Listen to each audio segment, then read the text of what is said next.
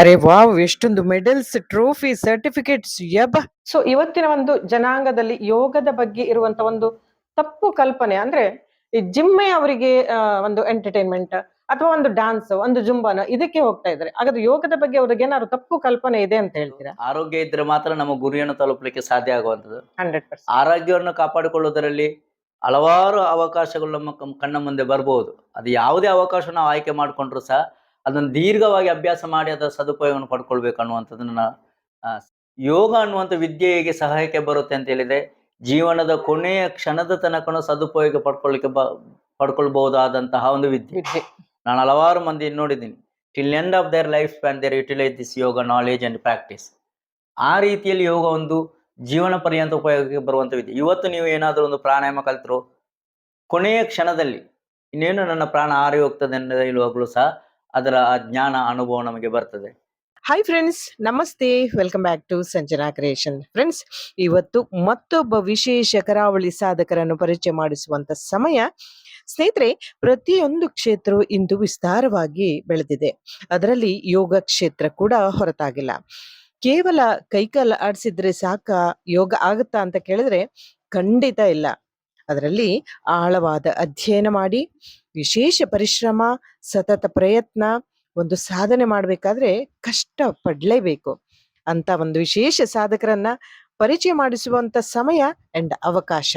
ಸ್ನೇಹಿತರೆ, ಯಾರು ಅನ್ನೋ ಕುತೂಹಲ ಅಲ್ಲ? ಎಸ್, ನನಗೂ ಕೂಡ ಇದೆ. ಎಸ್ ಫ್ರೆಂಡ್ಸ್, ವಿಡಿಯೋ ಸ್ಟಾರ್ಟ್ ಮಾಡೋಕ್ಕಿಂತ ಮೊದಲು ನೀವೇನಾದ್ರು ಫಸ್ಟ್ ಟೈಮ್ ಈ ಚಾನಲ್ಗೆ ನೋಡ್ತಾ ಇದ್ರೆ ದಯವಿಟ್ಟು ಸಬ್ಸ್ಕ್ರೈಬ್ ಮಾಡಿಕೊಂಡು ವಿಡಿಯೋವನ್ನ ನೋಡಿ. ಹಾಗೆ ನಿಮ್ಮದೊಂದು ಲೈಕ್ ಇರ್ಲಿ ಅಂತ ಹೇಳ್ತಾ ಬನ್ನಿ ಅವರನ್ನ ವೆಲ್ಕಮ್ ಮಾಡೋಣ. ಕುಶಾಲಪ್ಪ ಗೌಡ ಆವಿಷ್ಕಾರ ಯೋಗ, ಮಂಗಳೂರು. ಯೋಗ ಕ್ಷೇತ್ರದಲ್ಲಿ ಶಿಕ್ಷಕರು, ಸಾಧಕರು, ಚಿಕಿತ್ಸಕರು, ಥೆರಪಿಸ್ಟ್ ಎಲ್ಲವೂ ಆಗಿರುವ ಕುಶಾಲಪ್ಪ ಗೌಡ್ರಿಗೆ ನಮಸ್ಕಾರ ಸರ್. ನಮಸ್ತೆ ಮೇಡಮ್. ಎಸ್, ನಿಮಗೊಂದು ಪುಟ್ಟ ಕಾಣಿಕೆ ಸರ್. ಅಯ್ಯೋ, ಧನ್ಯವಾದಗಳು. Thank you sir. Thank you. ಆತ್ಮೀಯರೇ, ಕಳೆದ 25 ವರ್ಷಗಳಿಂದ ಮಂಗಳೂರಿನಲ್ಲಿ ಯೋಗ ಥೆರಪಿಸ್ಟ್ ಆಗಿ, ಯೋಗ ಶಿಕ್ಷಕರಾಗಿ, ಯೋಗ ಸಾಧಕರಾಗಿ, MSc ಇನ್ ಯೋಗ, MSW, MPhil, ಪ್ರಸ್ತುತವಾಗಿ PhD ಅಧ್ಯಯನವನ್ನು ಕೂಡ ಮಾಡ್ತಾ ಇರುವ ದ ಡೈರೆಕ್ಟರ್ ಆಫ್ ಕುಶಾಲಪ್ಪ ಗೌಡ್ರು ಆವಿಷ್ಕಾರ ಯೋಗ, ಮಂಗಳೂರು. ಇವರು ಇವತ್ತು ನಮ್ಮ ಮುಂದೆ ಇದ್ದಾರೆ. ಅವರ ಎಲ್ಲ ವಿಷಯವನ್ನ, ನಡೆದು ಬಂದ ದಾರಿ, ಸಾಧನೆಯನ್ನ ಒಂದಿಷ್ಟು ನಾವು ಕೇಳಿ ಪ್ರೇರಣೆ ಹೊಂದೋಣ ಅಂತ ಹೇಳಿ ಈ ಒಂದು ವಿಡಿಯೋ ಮಾಡ್ತಾ ಇದ್ದೇನೆ. ಸರ್, ಮತ್ತೊಮ್ಮೆ ನಿಮಗೆ ಆತ್ಮೀಯ ಸ್ವಾಗತ. Thank you madam, welcome. Yes sir, ನಮಗೆ ಕುಶಾಲಪ್ಪ ಗೌಡ ಮಂಗಳೂರು ಅಂತ ಮಾತ್ರ ಗೊತ್ತು ಸರ್.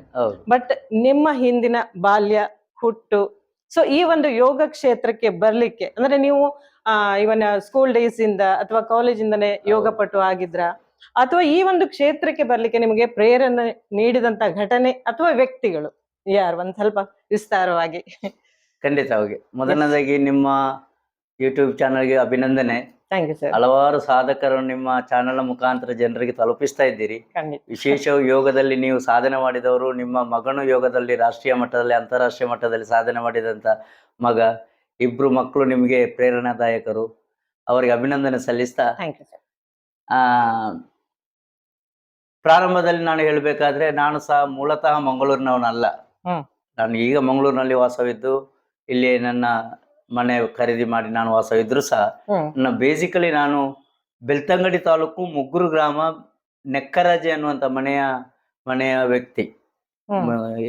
ಈ ಊರು ಸದನ ಉಪ್ಪಿನಂಗಡಿಗೆ ಹತ್ತಿರವಾಗಿ ಬರುವಂತಹ ಊರು. ಅದು ಚಿಕ್ಕ ಗ್ರಾಮ. ಅದು ಒಂದು ಕಾಲದಲ್ಲಿ ಕುಗ್ರಾಮ ಅಂತ ಗುರುತಿಸಲ್ಪಟ್ಟಂತ ಮುಗ್ಗುರು ಗ್ರಾಮ ಇವತ್ತು ಅಭಿವೃದ್ಧಿಯ ಪಥದಲ್ಲಿ ಅದರದೇ ಆದಂತ ವೈಶಿಷ್ಟ್ಯತೆಗೆ ವಿಶೇಷವಾಗಿ ಜಾಗತಿಕ ಮಟ್ಟದಲ್ಲಿ ಗುರುತಿಸಿಕೊಳ್ತಾ ಇದೆ. ಐತಿಹಾಸಿಕವಾಗಿ ಮತ್ತೆ ಸಾಂಪ್ರದಾಯಿಕವಾಗಿ ಮುಗೇರಡ್ಕ ಅನ್ನುವಂಥ ಒಂದು ಧಾರ್ಮಿಕ ಕ್ಷೇತ್ರವನ್ನು ನಮ್ಮ ಗ್ರಾಮದಲ್ಲಿದೆ. 3 ದೈವಗಳ ದೇವಸ್ಥಾನ ಇರುವಂತ ಜಾತ್ರೆ ಆಗುವಂತ ಐತಿಹಾಸಿಕ ಜಾಗ ಮುಗೇರಡ್ಕ. ಆ ಮುಗೇರಡ್ಕ ಪರಿಸರದಿಂದ ಬಂದವ ನಾನು. ನೀವು ಪ್ರಾರಂಭದಲ್ಲಿ ಕೇಳಿದ ರೀತಿಯಲ್ಲಿ ಯೋಗ ಅನ್ನುವಂಥದ್ದು ನನಗೆ ವೃತ್ತಿಯಾಗಿ ಬರುವುದರ ಹಿನ್ನೆಲೆ ಬಹಳ ವಿಶೇಷವಾದದ್ದು. ಯಾಕೆಂತ ಹೇಳಿದ್ರೆ 1997ರಲ್ಲಿ ನನಗೆ ಯೋಗಾಭ್ಯಾಸ ಪ್ರಾರಂಭ ಮಾಡುವಂತ ಯೋಗ ಸಿಕ್ಕಿತು.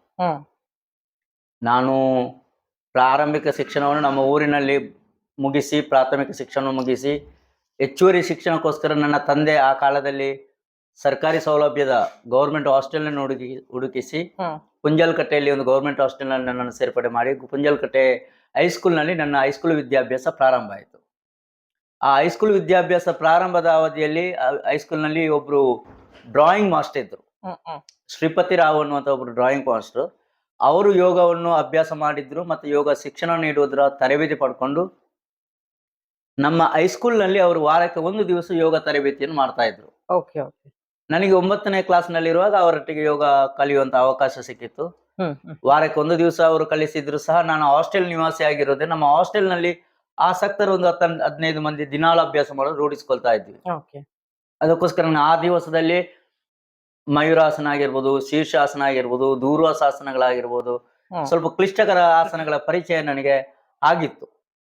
ಬಟ್ ಅದು ಎಲ್ಲಿಯೂ ಸಹ ಸ್ಪರ್ಧಾತ್ಮಕ ರೂಪದಲ್ಲಿ ಪ್ರದರ್ಶನಕ್ಕೆ ನಮಗೆ ಅವಕಾಶ ಇಲ್ಲದಿದ್ರು ಸಹ ಆ ಸಂದರ್ಭದಲ್ಲಿ ನಮಗೆ ವಿಶೇಷವಾಗಿ ಯೋಗ ಮತ್ತು ನೈತಿಕ ಶಿಕ್ಷಣ ಅನ್ನುವಂತ ಒಂದು ವಿಭಾಗ ಧರ್ಮಸ್ಥಳದ ಕ್ಷೇತ್ರದಿಂದ ನಡೀತಾ ಇತ್ತು. ಆ ವಿಭಾಗದಿಂದ ಯೋಗ ಮತ್ತು ನೈತಿಕ ಶಿಕ್ಷಣದ ಕಾರ್ಯಕ್ರಮದಲ್ಲಿ ನಾವು ಅಲ್ಲಿ ಉಜಿರೆಯಲ್ಲಿರುವಂತ ಇಂದ್ರಪ್ರಸ್ಥ ಇಂಡೋರ್ ಸ್ಟೇಡಿಯಂನಲ್ಲಿ ನಾವು ಆಗ್ಲೇ 1999ರಲ್ಲಿ ಸಾರ್ವಜನಿಕ ವೇದಿಕೆಯಲ್ಲಿ ಯೋಗಾಸನ ಪ್ರದರ್ಶನ ನೀಡ್ತಾ ಇದ್ದೀವಿ. ಮತ್ತೆ ಹೈಸ್ಕೂಲ್ ವಾರ್ಷಿಕೋತ್ಸವದ ಸಂದರ್ಭದಲ್ಲಿ ಯೋಗಾಸನ ಪ್ರದರ್ಶನ ನೀಡ್ತಾ ಇದ್ವಿ. ಹಾಗೆ ಯೋಗದ ಒಂದು ಆಸಕ್ತಿ ಮುಂದುವರಿತಾ ಬಂತು. ಮತ್ತೆ ಅಲ್ಲಿ ಹೈಸ್ಕೂಲ್ ಆದ ನಂತರ ಅನಿವಾರ್ಯವಾಗಿ ನಾನು ಉದ್ಯೋಗಕ್ಕೋಸ್ಕರ ಮಂಗಳೂರಿಗೆ ಬಂದವನು.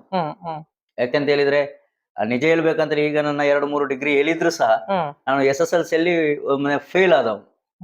ಫೇಲ್ ಆದ ವಿದ್ಯಾರ್ಥಿ ಮಂಗಳೂರಿಗೆ ಬಂದು ಉದ್ಯೋಗ ಶುರು ಮಾಡಿದೆ. ಒಂದು ಬೇಕರಿಯಲ್ಲಿ ಉದ್ಯೋಗ ಶುರು ಮಾಡಿ ಮತ್ತೆ ಒಂದು ಬಾರ್ ಅಂಡ್ ರೆಸ್ಟೋರೆಂಟ್ ಅಲ್ಲಿ ನನ್ನ ಕೆಲಸ ಮಾಡ್ತಾ ಇರುವ ಸಂದರ್ಭದಲ್ಲಿ ನನಗೆ ಓದುವ ಹವ್ಯಾಸ ಬಹಳ ಇತ್ತು. ಆ ಓದುವ ಹವ್ಯಾಸವನ್ನು ಗುರುತಿಸಿ ಒಬ್ರು ಗ್ರಾಹಕರು ಹೌದು, ಒಂದು ಕ್ಯಾಂಟೀನ್ ಮಾಲಕರು ಹೌದು, ಅವರು ನನ್ನನ್ನು ಗುರುತಿಸಿ ನೀನು ನಮ್ಮ ಕ್ಯಾಂಟೀನ್ಗೆ ಬಂದು ಕೆಲಸ ಮಾಡು, ನಿಮ್ಗೆ ಈವ್ನಿಂಗ್ ಕಾಲೇಜಿನಲ್ಲಿ ವಿದ್ಯಾಭ್ಯಾಸ ಮಾಡಿಸುವ ವ್ಯವಸ್ಥೆ ಮಾಡ್ತೀನಿ ಅಂತ ಹೇಳಿ ಮತ್ತೆ ಅವರು ನನ್ನನ್ನು ಸಂತ ಅಲೋಸ್ ಸಂಧ್ಯಾ ಕಾಲೇಜಿನಲ್ಲಿ PUCಗೆ ಅಡ್ಮಿಷನ್ ಮಾಡಿಸಿ ಅವರ ಕ್ಯಾಂಟೀನ್ ನಲ್ಲಿ ಕೆಲಸ ಕೊಟ್ಟು ಲಿಂಗಪ್ಪ ಶೆಟ್ರು ಅಂತ ಈಗ ತೀರಿಕೊಂಡ್ರು ಅವರು, ಅವರ ಮುಖಾಂತರ ನನ್ನ ವಿದ್ಯಾಭ್ಯಾಸ ಮುಂದಿನ ಭಾಗ ಮುಂದುವರಿಕೆ ಪ್ರಾರಂಭ ಆಯ್ತು. ಯಾಕಂತ ಹೇಳಿದ್ರೆ ಫಸ್ಟ್ PUC ನಾನು ಈವ್ನಿಂಗ್ ಕಾಲೇಜ್ ಶಿಕ್ಷಣ ಪಡೆಯಲಿಕ್ಕೆ ಪ್ರಾರಂಭ ಮಾಡಿದವನು. ಸೊ ನಿಮ್ಮ ಯೋಗ ಪಯಣ ಎಲ್ಲಿಂದ ಪ್ರಾರಂಭ ಆಯ್ತು? ಯೋಗ ನನಗೆ ಹೈಸ್ಕೂಲ್ನಿಂದ ಪ್ರಾರಂಭ ಆದ್ರೂ ಸಹ ನನ್ನ ವೈಯಕ್ತಿಕ ಅಭ್ಯಾಸವನ್ನು ನಡೀತಾ ಇತ್ತು ಅಷ್ಟೇ. ಮತ್ತೆ ಕಾಂಪಿಟೇಷನ್ ಎಲ್ಲಿ ಹೋಗ್ತಿರ್ಲಿಲ್ಲ. ಆದ್ರೆ ಮಂಗಳೂರಿಗೆ ಬಂದು ಒಂದು 2 ವರ್ಷ ಆದ ನಂತರ ನನಗೆ ಪರಿಚಯ ಆದವರು ಶ್ರೀ ಗೋಪಾಲಕೃಷ್ಣ ದೇಲಂಪಾಡಿ ಅವರು. 2002ರ ಅವಧಿಯಲ್ಲಿ ನನಗೆ ಗೋಪಾಲಕೃಷ್ಣ ದೇಲಂಪಾಡಿ ಸರ್ದು ಪರಿಚಯ ಆಗ್ತದೆ. ಅವರು ನನ್ನಲ್ಲಿರುವಂತಹ ಕ್ಲಿಷ್ಟಕರ ಯೋಗಾಭ್ಯಾಸದ ಒಂದು ಪ್ರತಿಭೆಯನ್ನು ನೋಡಿ ಅವರು ಮತ್ತೆ ಅವರ ನೇತೃತ್ವದಲ್ಲಿ ಸ್ಪರ್ಧೆಗಳಿಗೆ ಹೋಗುವುದನ್ನೆಲ್ಲ ಕರ್ಕೊಂಡು ಹೋಗಿ. ನೀವು ಕೂಡ ದೇಲಂಪಾಡಿ ಸರ್ ಶಿಷ್ಯರೇ, ಖಂಡಿತವಾಗಿ. ಅದು ಯಾವಾಗಲೂ ಹೆಮ್ಮೆಯಿಂದ ಹೇಳ್ಬೇಕಾದಂತ ಗುರುಗಳಲ್ಲಿ ಅವರು. ಯಾಕೆಂತ ಹೇಳಿದ್ರೆ ಅವರು ನಮ್ಮ ಪ್ರಾರಂಭದ ಪ್ರತಿಭೆಗೆ ವೇದಿಕೆ ಕೊಟ್ಟವರು. ಅದೇ ಅಭ್ಯಾಸ ಮುಂದುವರೆದು ಹೋಗುವಾಗ ನಮ್ಮ ಸಂತ ಅಲೋಸಸ್ ಕಾಲೇಜಿನ ಸಂಧ್ಯಾ ಕಾಲೇಜಿನ ಡಿಗ್ರಿಯ ಶಿಕ್ಷಣದ ಅವಧಿಯಲ್ಲಿ ನಾನು ಕಾಲೇಜ್ ಡೇಯಲ್ಲಿ ನನ್ನ ಯೋಗಾಸನ ಪ್ರದರ್ಶನ ಕೊಡುವಾಗ ಅಲ್ಲಿಯ ಆಗ ಪ್ರಿನ್ಸಿಪಲ್ ಆಗಿದ್ದವರು ಪ್ರೊಫೆಸರ್ ಗಿಲ್ಬರ್ಟ್ ಸಿಕ್ವೇರಾ ಅಂತ ಹೇಳಿ, ಹಿಸ್ಟ್ರಿ ಪ್ರೊಫೆಸರ್. ಅವರು ನನ್ನನ್ನು ಕರೆದು ಹೇಳಿದ್ರು, ಒಳ್ಳೆ ಯೋಗದ ಬಗ್ಗೆ ನಿನಗೆ ಅನುಭವ ಇದೆ, ಅಭ್ಯಾಸ ಮಾಡ್ತಾ ಇದ್ದಿ, ಅದನ್ನು ನೀನು ಮುಂದಿನ ಜನಾಂಗಕ್ಕೆ ತಲುಪಿಸಿದ್ರೆ ನಿನಗೆ ಅದನ್ನು ವೃತ್ತಿಯಾಗಿ ತಗೊಳ್ಬಹುದು ಅನ್ನುವಂತ ಮಾಹಿತಿಯನ್ನು ಅವರು ನೀಡಿದರು. ಅವರಿಗೆ ಅದು ಹೇಗೆ ಗೊತ್ತಿತ್ತೋ ಗೊತ್ತಿಲ್ಲ, ಮಂಗಳೂರು ವಿಶ್ವವಿದ್ಯಾನಿಲಯದಲ್ಲಿ ಯೋಗದಲ್ಲಿ ಸ್ನಾತಕೋತ್ತರ ಪದವಿ ಇದೆ ಅನ್ನುವಂತ ಮಾಹಿತಿಯನ್ನು ಅವರು ನನಗೆ ಪ್ರಾರಂಭದಲ್ಲಿ ನೀಡಿದ್ರು. ಆ ಮಾಹಿತಿ ಆಧಾರದಲ್ಲಿ ಮತ್ತೆ ಅವರು ಡಿಗ್ರಿ ಆಗುವ ಹೊತ್ತಿಗೆ ನೀನು ಮುಂದಕ್ಕೆ ಯೋಗದಲ್ಲಿ ಅಧ್ಯಯನ ಮಾಡಿ ಯೋಗ ಪ್ರೊಫೆಷನ್ಗೆ ಹೋಗ್ಬಹುದು ಅನ್ನುವಂತ ಸಲಹೆಯನ್ನು ಅವರೊಬ್ಬರು ನೀಡಿದ್ರು. ನಿಜ ಹೇಳ್ಬೇಕಂತ ಹೇಳಿದ್ರೆ ಪ್ರಾರಂಭದ ನನ್ನ ಗ್ರಾಜುಯೇಷನ್ ಮುಗಿಯೋ ತನಕ ನನಗೆ ಆಸಕ್ತಿ ಇದ್ದದ್ದು ಲಾ ಮಾಡ್ಬೇಕಂತ ಹೇಳಿ, ನಾನು ಲಾ ಮಾಡ್ಬೇಕಂತ ಇತ್ತು. ಬಟ್ ಮೀನ್ ಟೈಮ್ ಯೋಗದ ಪ್ರೊಫೆಷನ್ ಬಗ್ಗೆ ಒಂದಷ್ಟು ಜನರು ಪ್ರೋತ್ಸಾಹ ಬರ್ತಾ ಇರುವಾಗ ಒಂದು 2-3 ಮಂದಿ ಹತ್ರ ಚರ್ಚೆ ಮಾಡಿ ಮತ್ತೆ ಯೋಗ ಪ್ರೊಫೆಷನ್ ತಗೊಂಡು 2004ರಲ್ಲಿ ಯೋಗ MSc ಕೋರ್ಸಿಗೆ ಮಂಗಳೂರು ಯೂನಿವರ್ಸಿಟಿಯಲ್ಲಿ ಜಾಯಿನ್ ಆದ ನಂತರ 2 ವರ್ಷ ಪೂರ್ಣಕಾಲಿಕವಾಗಿ ಅಲ್ಲಿ ಡಾಕ್ಟರ್ ಕೆ ಕೃಷ್ಣ ಭಟ್ ಅವರ ಮಾರ್ಗದರ್ಶನದಲ್ಲಿ, ಡಾಕ್ಟರ್ ಕೆ ಕೃಷ್ಣ ಶರ್ಮರವರು ಮತ್ತೆ ಇನ್ನಿತರ ಉಪನ್ಯಾಸಕರ ಮಾರ್ಗದರ್ಶನದಲ್ಲಿ ಯೋಗ ಪ್ರೊಫೆಷನ್ಗೆ ತಯಾರಾಗಲಿಕ್ಕೆ ಪ್ರಾರಂಭ ಆಗಿದೆ. ಆದ್ರೆ ನೀವು ಸುಮಾರು ಒಂದು 2004ರಲ್ಲಿ ಅಥವಾ 6ರಲ್ಲಿ ಇರಬಹುದು, ಶಾರದಾ ವಿದ್ಯಾಲಯದಲ್ಲಿ ಪ್ರೊಫೆಸರ್ ಅವರು ರೇಖು ಅವರಲ್ಲಿ ನೀವು. ಹೌದು, ನಾನು 2004ರಲ್ಲಿ MScಗೆ ಜಾಯಿನ್ ಆದದ್ದು. ಜಾಯಿನ್ ಆದ ಆ ಸಂದರ್ಭದಲ್ಲಿ ನನಗೆ ಅದರ ಮೊದಲೇ ಯೋಗ ಸ್ವಲ್ಪ ಮಟ್ಟದ ತರಬೇತಿ ಕೊಡ್ತಾ ಇದ್ದೆ. ಯಾಕೆಂತ ಹೇಳಿದ್ರೆ ನಾನು ಡಿಗ್ರಿ ಸೆಕೆಂಡ್ ಇಯರ್ ಇರುವಾಗಲೇ ನಮ್ಮ ಸೈಂಟ್ ಅಲೋಸಸ್ ಈವ್ನಿಂಗ್ ಕಾಲೇಜಿನ ಕೆಲ ಆಸಕ್ತ ಸ್ಟೂಡೆಂಟ್ಸ್ ಒಟ್ಟು ಸೇರಿಸಿಕೊಂಡು ಅವರಿಗೆ ತರಬೇತಿ ಕೊಡ್ತಾ ಇದ್ದೆ. ಮತ್ತೆ ಕುತ್ತಾರಲ್ಲಿ ಒಂದು ಬಾಲ ಸಂರಕ್ಷಣಾ ಕೇಂದ್ರ ಅಂತ ಒಂದು ಆಶ್ರಮ ಇದೆ, ಆ ಆಶ್ರಮಕ್ಕೆ ಹೋಗಿ ಮಕ್ಕಳಿಗೆ ಯೋಗ ಕಲಿಸ್ಕೊಡ್ತಾ ಇದ್ದೆ, ಎಲ್ಲ ಫ್ರೀ ಆಗಿ ಕಲಿಸ್ಕೊಡ್ತಾ ಇದ್ದೆ. ಆ ರೀತಿಯಲ್ಲಿ ಒಂದು ಸಂಪರ್ಕ ಆದ ನಂತರ ಶಾರದಾ ವಿದ್ಯಾಲಯದ ಸಂಸ್ಥೆ ಅಧ್ಯಕ್ಷರಾದ ಪ್ರೊಫೆಸರ್ ಎಂ ಇ ಪುರಾಣಿಕರ್ ಅವರು ನನ್ನನ್ನು ಶ್ರೀ ಯೋಗಾಚಾರ್ಯ ವಿ ಎಲ್ ರೇಗು ಅವರಿಗೆ ಇಂಟ್ರೊಡ್ಯೂಸ್ ಮಾಡ್ತಾರೆ. ಒಂದು ಒಳ್ಳೆ ಯೋಗದ ಕ್ಷೇತ್ರದಲ್ಲಿ ತೊಡಗಿಸ್ಕೊಳ್ತಾ ಇದ್ದೇನೆ, ಅವರಿಗೆ ಒಂದು ವೇದಿಕೆ ಮಾಡಿ ಕೊಡುವ ಅಂತೇಳಿ. ಹಾಗೆ ಅವರು ನಾನು ಸೆಕೆಂಡ್ ಇಯರ್ ಫಸ್ಟ್ ಇಯರ್ ಮುಗಿಸಿ ಸೆಕೆಂಡ್ ಇಯರ್ ಪ್ರಾರಂಭ ಆಗ್ಬೇಕಾದ್ರೆ ಇಂಟಗ್ರಲ್ ಯೋಗ ಸತ್ಸಂಗದಲ್ಲಿ ಯೋಗ ತರಬೇತಿದಾರನಿಗೆ ಬೆಳಿಗ್ಗೆ 1-2 ಅವಧಿ ಮತ್ತೆ ಸಂಜೆ 1-2 ಅವಧಿ ತರಗತಿ ತಗೊಳ್ಳಿಕ್ಕೆ ಪ್ರಾರಂಭ ಮಾಡಿದೆ. ಮೀನ್ ಟೈಮ್ ಆಗ್ಲೇ ಶಿಬಿರಗಳನ್ನು ಪ್ರಾರಂಭ ಮಾಡಿದ್ವಿ. ಆಗ್ಲೇ ನಾವು ಶಾರದಾ ವಿದ್ಯಾಲಯದಲ್ಲಿ ಆಗಿರ್ಬೋದು ಇಂಟಗ್ರಲ್ ಯೋಗ ಸತ್ಸಂಗದ ನೇತೃತ್ವದ 200ನೇ ಬ್ಯಾಚಿನ ಶಿಬಿರವನ್ನು ನಾವು ಯಶಸ್ವಿಯಾಗಿ ಅಲ್ಲಿ ಶಾರದಾ ವಿದ್ಯಾಲಯದಲ್ಲಿ ಮಾಡಿದ್ವಿ. ಕರೆಕ್ಟ್. ಅದೇ 200ನೇ ಬ್ಯಾಚ್ ಅಲ್ಲಿ ನಾನಿದ್ದೆ. ನೀವು ನಮ್ಮ ಯಾಕಂದ್ರೆ ಮಂಗಳೂರು ಬಂದ ಹೊಸತರಲ್ಲಿ ನನಗೆ ಯಾರು ಗೊತ್ತಿರ್ಲಿಲ್ಲ. ಸೊ ನಮ್ಮನೆಯವರು ಅಲ್ಲಿ ಇರೋದ್ರಿಂದ ಆಗ ನನಗೆ ಫಸ್ಟ್ ಟೈಮ್ ನಾ ಫ್ರೀ ಕ್ಯಾಂಪ್ ಅಲ್ಲಿ ನಿಮ್ಮ ಇದ್ರಲ್ಲಿ ನೋಡಿದ್ದು.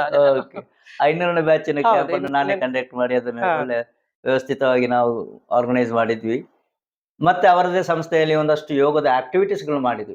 ವಿಶೇಷವಾಗಿ ನಾವು 2008ರಲ್ಲಿ ನ್ಯಾಷನಲ್ ಲೆವೆಲ್ ಯೋಗ ಕಾನ್ಫರೆನ್ಸ್, ರಾಷ್ಟ್ರೀಯ ಯೋಗ ಸಮ್ಮೇಳನ ಅಂತ ಒಂದು ಮಾಡಿದ್ವಿ ಇಂಟಗ್ರಲ್ ಯೋಗ ಸತ್ಸಂಗದ ಮುಖಾಂತರ. ಒಂದು ಬೇರೆ ಬೇರೆ ಯೋಗಾಸನ ಸ್ಪರ್ಧೆಗಳು ಮಾಡಿದ್ವಿ. ದಕ್ಷಿಣ ಕನ್ನಡ ಜಿಲ್ಲಾ ಮಟ್ಟದ್ದು ಮತ್ತೆ ರಾಜ್ಯ ಮಟ್ಟದ್ದು ಯೋಗಾಸನ ಸ್ಪರ್ಧೆಗಳನ್ನು ಮಾಡಿದ್ವಿ. ಆ ರೀತಿಯಲ್ಲಿ MSc ಮುಗಿಸಿದ ತಕ್ಷಣ ನಾನು ಪೂರ್ಣಕಾಲಿಕವಾಗಿ ಈ ಕ್ಷೇತ್ರದ ತೊಡಗಿಸಿಕೊಳ್ಳಿಕ್ಕೆ ನನ್ನ ಸಮಯವನ್ನು ಪ್ರಾರಂಭ ಮಾಡಿದೆ.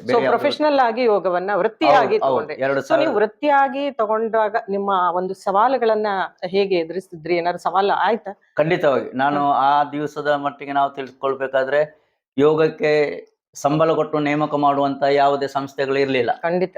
ಅಪಾಯಿಂಟ್ಮೆಂಟ್ ಮಾಡಿ ನಿಮ್ಗೆ ಫುಲ್ ಟೈಮ್ ಎಂಪ್ಲಾಯ್ಮೆಂಟ್ ಮಾಡುವವರು ಇರ್ಲಿಲ್ಲ.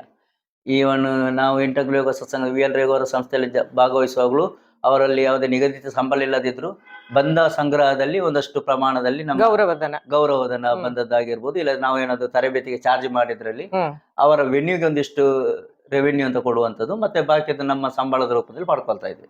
ಆದ್ರೆ ಬಹಳ ದೊಡ್ಡ ಮಟ್ಟದಲ್ಲಿ ನಮ್ಗೆ ಆರ್ಥಿಕ ಸಂಗ್ರಹ ಅಂತ ಆ ಸಂದರ್ಭದಲ್ಲಿ ಆಗ್ತಾ ಇರ್ಲಿಲ್ಲ. ಆದ್ರೂ ಸಹ ಜನರಿಂದ ಒಳ್ಳೆ ಮನ್ನಣೆ ಸಿಗ್ತಾ ಇತ್ತು. ಆ ಸಮಯದಲ್ಲೇ ನನಗೆ ಹಲವಾರು ಮಂದಿ ಯೋಗ ಅಭ್ಯಾಸ ಮಾಡಿದಂತ ವ್ಯಕ್ತಿಗಳ ಫೀಡ್ಬ್ಯಾಕ್ ನನ್ನ ತರಬೇತಿಗೆ ಸಂಬಂಧಪಟ್ಟ ಹಾಗೆ ತುಂಬಾ ಒಳ್ಳೆಯ ಪಾಸಿಟಿವ್ ರೆಸ್ಪಾನ್ಸ್ ಬರ್ತಾ ಇತ್ತು. ಮತ್ತೆ ಒಂದು 3-4 ಕಾರ್ಯಕ್ರಮ ಮಾಡುವಾಗ ದೊಡ್ಡ ಮಟ್ಟದಲ್ಲಿ ಜನ ಸೇರ್ಪಡೆಯಾಗಿ ಒಂದು ಒಳ್ಳೆಯ ಪ್ರೋತ್ಸಾಹ ಸಿಕ್ಕಿತು. ಆದ್ರೂ ಆರ್ಥಿಕ ಸಂಗ್ರಹದ ಸ್ವಲ್ಪ ಕೊರತೆ ಕಾಣ್ತಾ ಇರೋದ್ರಿಂದ ಒಂದು ವೃತ್ತಿಯಾಗಿ ತಗೊಳ್ಳಿಕ್ಕೆ ಸಾಧ್ಯನಾ ಅಂತ ಹೇಳುವಂತ ಜಿಜ್ಞಾಸೆ ಪ್ರಾರಂಭ ಆಗ್ತಾ ಇರುವಾಗ ನನಗೆ ಒಂದು ಅನಿವಾರ್ಯ ಕಾರ್ಯಕ್ರಮಕ್ಕೋಸ್ಕರ ನಾನು ಡೆಲ್ಲಿಗೆ ಪ್ರಯಾಣ ಮಾಡಿದೆ. ಡೆಲ್ಲಿಗೆ ಪ್ರಯಾಣ ಮಾಡಿರುವಾಗ ಅಲ್ಲಿಯ ಒಂದು ಸಂಸ್ಥೆಯವರು ನನಗೆ ಇಂಡಿಯನ್ ಏರ್ ಫೋರ್ಸ್ ನಲ್ಲಿ ಭಾರತದ ವಾಯುಪಡೆಯ ವಿಭಾಗದಲ್ಲಿ ಯೋಗ ತರಬೇತಿ ಕೊಡ್ಲಿಕ್ಕೆ ಒಬ್ರು ತರಬೇತುದಾರರು ಬೇಕು, ನೀವು ಬರ್ತೀರಾದ್ರೆ ನಿಮ್ಮನ್ನು ಅದಕ್ಕೆ ಆಯ್ಕೆ ಮಾಡ್ತೀವಿ ಅನ್ನುವಂತ ಒಂದು ಆಫರ್ ಅನ್ನು ಕೊಟ್ಟರು. ಬಹಳ ಸಂತೋಷದಿಂದ ಆ ಆಫರ್ ಅನ್ನು ಸ್ವೀಕರಿಸಿ ನಾನು ಇಲ್ಲಿ ವಿ ಎಲ್ ರೇಗು ಅವರ ಸಂಸ್ಥೆಯನ್ನು ಮತ್ತೆ ಇದು ಸಾಧಾರಣ 2012 ಆಗಿತ್ತು. 6ರಿಂದ ಪ್ರಾರಂಭವಾಗಿ ಒಂದು 7-8 ವರ್ಷ ಕೆಲಸ ಮಾಡಿದ ನಂತರ. ಆದ್ರೆ ಡೆಲ್ಲಿಗೆ ಹೋದಂತ ಅಲ್ಲಿಂದ UPಗೆ ಹೋಗ್ಬೇಕು. ಅಲ್ಲಿ air force Garuda regiment training centre ಅಂತ UPಗೆ ಹೋಗಿ ಆ ಸ್ಟೇಷನ್ಗೆ ಹೋದ ನಂತರ ನಾನು ಯೋಗ ಶಿಕ್ಷಣ ನೀಡಲಿಕ್ಕೆ ಪ್ರಾರಂಭ ಮಾಡಿದೆ. ಬಟ್ ಅಲ್ಲಿಯ ವಾತಾವರಣ, ಅಲ್ಲಿಯ ರೂಲ್ಸ್ ಅಂಡ್ ರೆಗ್ಯುಲೇಷನ್ಸ್ ಮತ್ತೆ ಅಲ್ಲಿ ಅಪ್ರೋಚ್ಗಳೆಲ್ಲ ನನ್ಗೆ ಇಲ್ಲಿ ಮಂಗಳೂರಲ್ಲಿ ಇರುವುದಕ್ಕಿಂತ ವಿಭಿನ್ನವಾಯಿತು. ಯಾಕೆಂತ ಹೇಳಿದ್ರೆ ಆರ್ಮಿ ಸೆಟ್ಟಿಂಗ್ಸ್ ನ ಒಳಗಡೆ ಇರೋದ್ರಿಂದ ನಾವು ಟಾರ್ಗೆಟ್ ಸಂಖ್ಯೆಯ ವಿದ್ಯಾರ್ಥಿಗಳಿಗೆ ಮಾತ್ರ ತರಬೇತಿ ಕೊಡಬೇಕು, ಮತ್ತೆ ನಿಗದಿತ ಅವಧಿಯ ಸಮಯ ಮಾತ್ರ ಕೊಡಬೇಕು ಅನ್ನುವಂಥದ್ದೆಲ್ಲ ಸುಮಾರು ರೂಲ್ಸ್ಗಳೆಲ್ಲ ಇತ್ತು. ಅದು ನನಗೆ ಸಾರ್ವಜನಿಕವಾಗಿ ತೊಡಗಿಸಿಕೊಂಡವನಿಗೆ ಸ್ವಲ್ಪ ಬೋರಿಂಗ್ ಅಂತ ಅನಿಸಿತು. ಚೌಕಟ್ಟಲ್ಲಿ ಇರ್ಬೇಕಾಗುತ್ತೆ ಅನ್ನೋದು. ಅದಕ್ಕೆ ಒಂದು ಅವಧಿಯ ತರಬೇತಿಯನ್ನು ಮುಗಿಸಿ ಮತ್ತೆ ನಾನು ಅಲ್ಲಿಂದ ಹೇಳಿದೆ ಮುಂದಿನ ಅವಧಿಗೆ ನಾನು ಅದೊಂದು 4 ತಿಂಗಳಿಗೊಂದು ಬ್ಯಾಚ್ ಬರ್ಲಿಕ್ಕೆ, ಅದು ಕಾಂಟ್ರಾಕ್ಟ್ ಬೇಸ್ ಅಲ್ಲಿ ನಮಗೆ ಅವಕಾಶ ಸಿಗುವಂತದ್ದು. ಹಾಗೆ ನೆಕ್ಸ್ಟ್ ಗೆ ನಾನು ಮುಂದುವರಿಸಲಿಲ್ಲ. ಮತ್ತೆ ನಾನು ಮಂಗಳೂರಿಗೆ ಪುನಃ ರಿಟರ್ನ್ ಬಂದೆ. ಮಂಗಳೂರಿಗೆ ಬಂದು ಮತ್ತೆ ನಾವು ಸ್ವಂತ ನಮ್ಮ ಆವಿಷ್ಕಾರ ಯೋಗ ಸಂಸ್ಥೆ ಅಂತೇಳಿ ಒಂದು ಹೆಸರು. ಈ ಆವಿಷ್ಕಾರ ಯೋಗ ಏನನ್ನ ಆವಿಷ್ಕಾರ ಮಾಡಿದೆ ಅಂದ್ರೆ ಹೊಸ ಆವಿಷ್ಕಾರ ಅಂದ್ರೆ ಹೊಸತನ್ನ ಸೊ ಯೋಗದಲ್ಲಿ ಏನಾದ್ರೂ ಹೊಸತನ್ನ ಮಾಡ್ಲಿಕ್ಕೆ ಈ ಹೆಸರನ್ನ ಇಲ್ಲ ನಾವು ಯೋಗಕ್ಕೆ ಇನ್ನೊಂದು ಹೆಸರು ಕೊಡುವಂತ ಉದ್ದೇಶನೇ ಅಲ್ವೇ ಅಲ್ಲ ಆವಿಷ್ಕಾರ ಯೋಗ ಅಂತ. ಯಾಕೆಂದ್ರೆ ಸುಮಾರು ಈಗ ಅದರದೇ ಆದಂತ ಹೆಸರಿನಲ್ಲಿ ಹೊಸ ಬ್ರ್ಯಾಂಡಿನಲ್ಲಿ ಯೋಗವನ್ನು ಪ್ರೆಸೆಂಟ್ ಮಾಡ್ಬೇಕು ಅನ್ನುವಂಥದ್ದು ಕೆಲವರದ್ದು ಪ್ರಯತ್ನಗಳಾಗ್ತಾ ಉಂಟು. ಬಟ್ ನಮ್ಗೆ ಯೋಗಕ್ಕೆ ಹೊಸ ಬ್ರ್ಯಾಂಡ್ ಕೊಡೋದು ಉದ್ದೇಶ ಅಲ್ಲ ಆವಿಷ್ಕಾರ ಯೋಗ. ಆವಿಷ್ಕಾರ ಯೋಗ ಒಂದು ಸಂಸ್ಥೆ ಹೆಸರು. ಡಿಸ್ಕವರ್ ಯುವರ್ ಸೆಲ್ಫ್ ಅನ್ನುವಂತ ಒಂದು ಟ್ಯಾಗ್ ಲೈನ್ ಅಲ್ಲಿ ನಾವು ಅದನ್ನು ಸಂಸ್ಥೆಯಾಗಿ ಪ್ರಾರಂಭ ಮಾಡಿದ್ದು. ಬಟ್ ನಾವು ಕಳಿಸಿಕೊಡುವಂತ ಯೋಗದ ಪ್ರಾಕ್ಟೀಸಸ್ ಟ್ರೆಡಿಷನಲ್ ಆಗಿ ನಮ್ಮ ಗುರು ಪರಂಪರೆಯಲ್ಲಿ ಬಂದಂತ ಅಷ್ಟಾಂಗ ವಿನ್ಯಾಸದ ಮೆಥಡ್ನ ಗುರು ಪರಂಪರೆಯ ಶಿಕ್ಷಣವನ್ನೇ ಕೊಡ್ತಾ ಇರೋದು. ನಮ್ಮದಂತ ಅದ್ರಲ್ಲಿ ಎಂಥದಿಲ್ಲ. ನಾವು ಇವತ್ತಿಗೂ ಸಹ ನಮ್ಮ ಅಷ್ಟಾಂಗ ವಿನ್ಯಾಸದ ಗುರು ಪರಂಪರೆ ಅಂತ ಹೇಳಿದ್ರೆ ಶ್ರೀ ಪಟ್ಟಾಭಿ ಜೋಯಿಸ್ ಅವರು, ಬಿ ಕೆ ಎಸ್ ಅಯ್ಯಂಗರ್ ಅವರು, ಅವರ ಟ್ರೆಡಿಷನ್ ಬಂದಂತ ಗುರುಗಳ ಶಿಷ್ಯರಲ್ಲಿ ಕೃಷ್ಣ ಭಟ್ರು ಕಲಿಸಿಕೊಟ್ಟಂತ ಮೆಥಡ್ ನಲ್ಲಿ. ಯಾಕೆಂದ್ರೆ ನಾನು MSc ಮಾಡುವ ಮೊದಲು ಸಹ ನಾನು ಬಿ ಕೆ ಎಸ್ ಅಯ್ಯಂಗರ್ ಅವರ ದೊಡ್ಡ ಅಭಿಮಾನಿಯಾಗಿದ್ದೆ. ಅವರದ್ದು ಲೈಟ್ ಅಂಡ್ ಯೋಗ ಮತ್ತು ಯೋಗ ದೀಪಿಕೆ ಪುಸ್ತಕ ನನ್ನ ಕೈಯಲ್ಲಿ ಯಾವಾಗಲೂ ಇರ್ತಿತ್ತು. ಆ ಮೆಥಡೇ ನನಗೆ ಅನುಷ್ಠಾನ ಆಗ್ತಾ ಬಂತು. ನಾನು ಅದನ್ನೇ ಮುಂದುವರಿಸ್ತಾ ಇದ್ದೆ ಆವಿಷ್ಕಾರ ಯೋಗದಲ್ಲಿ ಸಹ. ಬಟ್ ಆವಿಷ್ಕಾರ ಯೋಗದ ಏಮ್ ಮತ್ತೆ ಅಬ್ಜೆಕ್ಟಿವ್ಸ್ ಬಹಳ ಸ್ಪಷ್ಟವಾಗಿತ್ತು. ಯಾಕೆಂತ ಹೇಳಿದ್ರೆ ನಾವು ಯೋಗವನ್ನು ಖಾಲಿ ಚಿಕಿತ್ಸಾ ರೂಪದಲ್ಲಿ ಸರಿಯಾದ ರೀತಿಯಲ್ಲಿ ಜನರಿಗೆ ಪರಿಚಯಿಸಬೇಕು ಅನ್ನುವಂಥದ್ದು ನಮ್ಮ ಮೊದಲ ಪರ್ಪಸ್ ಆಗಿತ್ತು. ಅದಕ್ಕೋಸ್ಕರ ನಾವು ಇವತ್ತಿಗೂ ಸಹ ಆವಿಷ್ಕಾರ ಯೋಗ ಸೆಂಟರ್ನ ಒಳಗಡೆ ಗ್ರೂಪ್ ಕ್ಲಾಸ್ ಮಾಡೋದಿಲ್ಲ. Personalised training, individual training. ನಾವು ಈಗ ಅಟ್ ಎ ಟೈಮ್ 4-5 ಮಂದಿ ಬಂದ್ರು ಸಹ 4 ಮಂದಿ ರಿಕ್ವೈರ್ಮೆಂಟ್ ಏನಿದೆಯೋ ಆ ರಿಕ್ವೈರ್ಮೆಂಟ್ ಬೇಸ್ ಮೇಲೆನೆ ನಾವು ಕಾನ್ಸೆಪ್ಟ್ ಇಂಡಿವಿಜುವಲ್ ಕಾನ್ಸೆಪ್ಟ್ ಮಾಡಿ ಒಂದು ಚಿಕ್ಕ ಮಾಡ್ಯೂಲ್ ಮಾಡಿ ಅವರಿಗೆ ಟ್ರೈನಿಂಗ್ ಕೊಡುವಂತದ್ದು. ಈಗ ಸುಮಾರು ಸಾವಿರ ಜನಕ್ಕೆ ಯೋಗವನ್ನ ಕಲಿಸಿದ್ರೆ, ಇನ್ಫ್ಯಾಕ್ಟ್ ವಿದೇಶಿಯವರಿಗೂ ಕೂಡ ಯೋಗವನ್ನ ಕಲಿಸಿದ್ರೆ, ಹಾಗೆ 2-3 ಸೆಂಟರ್ ಕೂಡ ಓಪನ್ ಮಾಡಿದೆ ಅಂತ ಕೇಳಿದೆ. ಸೊ ಇಷ್ಟು ಒಂದು ಸಾಧನೆ ಮಾಡ್ಲಿಕ್ಕೆ ಏನು ಒಂದು ಪ್ರೇರಣೆ? ಹಾಗೆ ಆಗ್ಲೇ ನಾನು ಹೇಳಿದ ರೀತಿಯಲ್ಲಿ ಒಂದಷ್ಟು ನನ್ನ ಜಿಜ್ಞಾಸೆಯಲ್ಲಿ ಬಂದಂತ ವಿಚಾರ ಏನಂತ ಹೇಳಿದ್ರೆ, ನಾವು ಅಭ್ಯಾಸದಲ್ಲಿ ತೊಡಗಿಸ್ಕೊಳ್ತಾ ಹೋಗುವಾಗ ಎಲ್ಲನೂ ಸಿಗ್ತಾ ಹೋಗ್ತದೆ ಅನ್ನೋದಕ್ಕೆ ನಾನು ಒಬ್ಬ ಎಕ್ಸಾಂಪಲ್. ಯಾಕೆ ನನ್ನ ಹತ್ರ ಇವತ್ತಿಗೂ ಕೇಳೋದುಂಟು, ನೀನು ಯಾಕೆ ಮಂಗಳೂರಿನಲ್ಲಿ ಇದೆಯಾ, ನಿನ್ನ ಟ್ಯಾಲೆಂಟ್, ನಿನ್ನ ಎಬಿಲಿಟಿಗೆ ನಿನಗೆ ವಿದೇಶಕ್ಕೆ ಹೋಗ್ಬೋದಲ್ವಾ ಅಂತ. ನಾನು ಪ್ರಾರಂಭದಲ್ಲಿ ಇದ್ದೆ, ವಿದೇಶಿಯರು ನಮ್ಮ ಹತ್ರ ಬರುವ ರೀತಿಯಲ್ಲಿ ನಾವು ಏನಾದ್ರು ಸಾಧನೆ ಮಾಡ್ಲಿಕ್ಕೆ ಸಾಧ್ಯ ಅಂತ ನೋಡು ಅಂತೇಳಿ. ಇಷ್ಟ ತನಕ ನಾನು 47 ಮಂದಿ ಫಾರಿನರ್ಸ್ಗೆ ಮಂಗಳೂರಿನಲ್ಲಿ ಯೋಗ ತರಬೇತಿ ಕೊಟ್ಟಿದ್ದೀನಿ. 47 ಮಂದಿ ಫಾರಿನರ್ಸ್ಗೆ ಮಂಗಳೂರಿನಲ್ಲಿ ಯೋಗ ಇಲ್ಲಿ ಕಲ್ತು ಹೋಗಿದ್ದಾರೆ. ಅದರಲ್ಲಿ ಒಂದು 7-8 ಮಂದಿ ಯೋಗ ಟೀಚರ್ಸ್ ಆಗ್ಲಿಕ್ಕೆ ಬಂದು ಅವ್ರನ್ನ ಯೋಗ ನಮ್ಮಲ್ಲಿ ಸರ್ಟಿಫಿಕೇಟ್ ಕೋರ್ಸ್ ಯೋಗ ಅಂತ ಒಂದು ಕೋರ್ಸ್ ಕಂಡಕ್ಟ್ ಟ್ರೈನಿಂಗ್ ಆ ಟ್ರೈನ್ ಮಾಡುವಗೋಸ್ಕರ ತರಬೇತಿ ಕೊಡೋದು ಕೋರ್ಸ್ ಅದನ್ನು ಮುಗಿಸಿಕೊಂಡು ಹೋದವರಿದ್ದಾರೆ. ಅದು ಜರ್ಮನಿಯಿಂದ ಇರ್ಬೋದು, UK ಇಂದ ಇರ್ಬೋದು, USA ಇಂದ ಇರ್ಬೋದು ಬಂದವರು, ಕೆನಡಾದಿಂದ ಬಂದವರು ಇರ್ಬೋದು, ಕಲ್ತುಕೊಂಡು ಹೋಗಿದ್ದಾರೆ. ಒಂದು. ಎರಡನೇದಾಗಿ ನೀವು ಕೇಳಿದ ರೀತಿಯಲ್ಲಿ ಅಂದ್ರೆ ಯೋಗ ಕೇಂದ್ರದ ವಿಶೇಷತೆ ಎಲ್ಲರೂ ಒಂದು ಪ್ರಶ್ನೆ ಕೇಳೋದುಂಟು, ಮಂಗಳೂರಿನಲ್ಲಿ ಇಷ್ಟೆಲ್ಲ ಸಂಘ ಸಂಸ್ಥೆಗಳು ಉಚಿತವಾಗಿ ಯೋಗ ತರಬೇತಿ ಕೊಡ್ತಿರುವಂತ ಮಧ್ಯದಲ್ಲಿ ನೀವು ಬಾಡಿಗೆ ಕೊಟ್ಟು 3 ಸೆಂಟರ್ ನಡೆಸುವುದು ನಿಜಾನ ಅಂತ ಕೇಳೋದು. ಖಂಡಿತ ಕೇಳ್ತಾರೆ. ಯೋಗದಿಂದ ಜೀವನ ಸಾಧ್ಯನಾ ಅಂತಾನೂ ಕೇಳ್ತಾರೆ. ನನಗೆ ಬಹಳ ಹೆಮ್ಮೆ ಇದೆ. ನಾವು ನಮ್ಮ ಆವಿಷ್ಕಾರ ಯೋಗ ಪ್ರಾರಂಭ ಮಾಡುವಾಗ 13,000 ರೂಪಾಯಿ ಬಾಡಿಗೆ ಕೊಟ್ಟು ನಾನು ಸೆಂಟರ್ ಸ್ಟಾರ್ಟ್ ಮಾಡಿದ್ದು. ತಿಂಗಳಿಗೆ 13,000 ರೂಪಾಯಿ. ಇವತ್ತಿನ ದಿವಸದಲ್ಲಿ ನಾವು ತಿಂಗಳಿಗೆ ಸಾಧಾರಣ 27,000 ರೂಪಾಯಿ ಬಾಡಿಗೆನೆ ಕೊಡ್ತೀವಿ. ನಮ್ಮ 2 ಸೆಂಟರ್ನ ಪ್ರಿಮೈಸಸ್ಗೆ. ಮತ್ತೆ ಈಗ 1ನೇ ಸೆಂಟರ್ ನಮ್ಮ ಮನೆಯಲ್ಲೇ ಇರೋದ್ರಿಂದ ಅದಕ್ಕೆ ಬಾಡಿಗೆ ಅಂತ ಕನ್ಸಿಡರ್ ಮಾಡೋದಿಲ್ಲ. 27,000 ರೂಪಾಯಿ. ಒಟ್ಟೊಟ್ಟಿಗೆ ನಮ್ಮ ಜೀವನಕ್ಕೆ ಬೇಕಾದ ನಿರ್ವಹಣೆಗೆ ಬೇಕಾದಷ್ಟು ಸಂಪಾದನೆ ಇದೆ.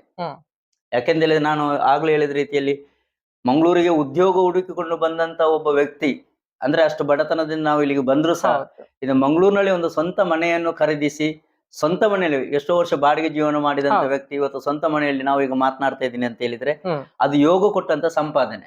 ನಿಮ್ಮ ಶ್ರಮ ಇರಬಹುದು, ಆದ್ರೆ ಯೋಗದ ಒಂದು ಉದ್ಯೋಗ ಅಂತ ನಾನು ಸ್ವೀಕರಿಸಿದ ನಂತರ ಅದನ್ನ ನಾವು ಯಾವಾಗ್ಲೂ ಹೇಳುದುಂಟು, ನಾವು ತಪಸ್ಸಿನ ರೀತಿಯಲ್ಲಿ ಅನುಷ್ಠಾನ ಮಾಡಿದ್ರೆ ಅದು ನಮಗೆ ಎಲ್ಲವನ್ನೂ ಕೊಡ್ತದೆ. ನಮ್ಮ ಗುರುಗಳು ಯಾವಾಗ್ಲೂ ಹೇಳುದುಂಟು, ನೀವು ಯಾವುದನ್ನು ತಪಸ್ಸಿನ ರೀತಿಯಲ್ಲಿ ಅನುಷ್ಠಾನ ಮಾಡ್ತಾ ಹೋಗ್ತದೆ ಅದು ನೇಮು ಫೇಮು ಎಲ್ಲನೂ ಕೊಡ್ತದೆ ಅಂತ.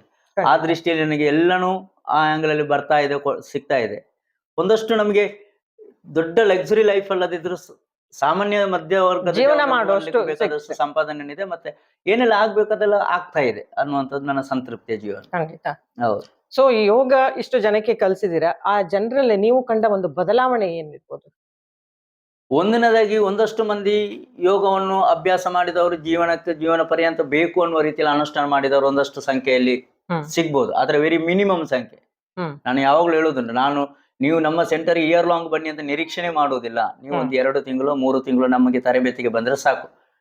ನಂತರ ನೀವು ನಮ್ಮಲ್ಲಿಗೆ ಬಂದ್ರು ನಿಮ್ಮ ಮನೆಯಲ್ಲಿ ಬಂದ್ರು ವ್ಯತ್ಯಾಸ ಏನಿರುವುದಿಲ್ಲ, ಸೇಮ್ ಪ್ರಾಕ್ಟೀಸ್ ನಡೀತಾ ಇರ್ತದೆ. ಆ ರೀತಿಯಲ್ಲಿ ನೀವು ನಮ್ಮಿಂದ ತರಬೇತಿ ಪಡ್ಕೊಂಡು ನೀವು ಹೋಗ್ಬೇಕು ಅನ್ನುವಂಥದ್ದು ನಾವು ಯಾವಾಗ್ಲೂ ಹೇಳೋದುಂಟು. ಆದ್ರೆ ಒಂದಷ್ಟು ಮಂದಿ ನಾವು ಕಲಿಸಿಕೊಂಡದ್ದು ವಿದ್ಯೆಯನ್ನು ಇವತ್ತು ಚೆನ್ನಾಗಿ ಮಾಡ್ತಾ ಇದ್ದೀನಿ ಅಂತ ಹೇಳುವಂತ ವ್ಯಕ್ತಿಗಳು ಇವತ್ತಿದ್ದಾರೆ. ನೀವು ಅವತ್ತು ನಮಗೆ ಆ ಟ್ರೈನಿಂಗ್ ಸೆಂಟರ್ಗೆ ಬಂದು ನನಗೆ ತರಬೇತಿ ಕೊಟ್ಟಿದ್ದೀರಿ ಸರ್, ನೀವು ಹೇಳಿಕೊಟ್ಟಂತ ತರಬೇತಿಯನ್ನು ಈಗಲೂ ನಾನು ಅನುಷ್ಠಾನ ಮಾಡಿದ್ದೀನಿ ಅನ್ನುವಂತ ಹೇಳುವವರು ಇದ್ದಾರೆ.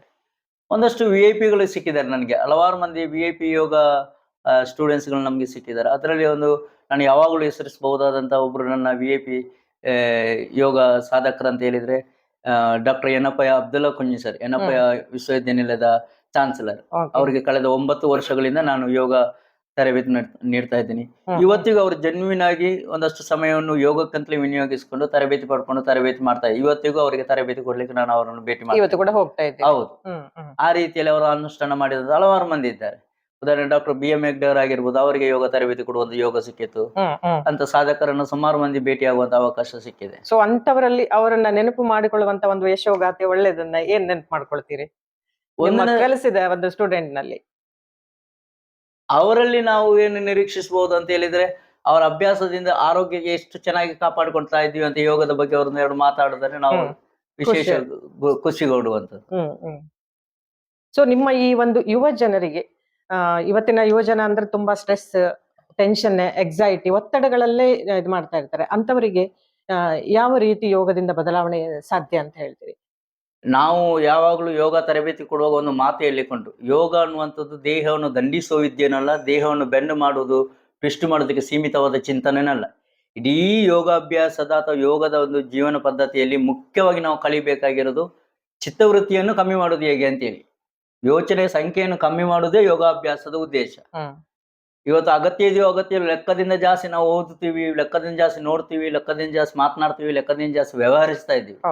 ಅದನ್ನು ಕಮ್ಮಿ ಮಾಡ್ತಾ ಬಂದಾಗ ಸಹಜವಾಗಿ ಮನಃಶಾಂತಿ, ನೆಮ್ಮದಿ ಸಿಗ್ಲಿಕ್ಕೆ ಸಾಧ್ಯ ಆಗುವಂತ.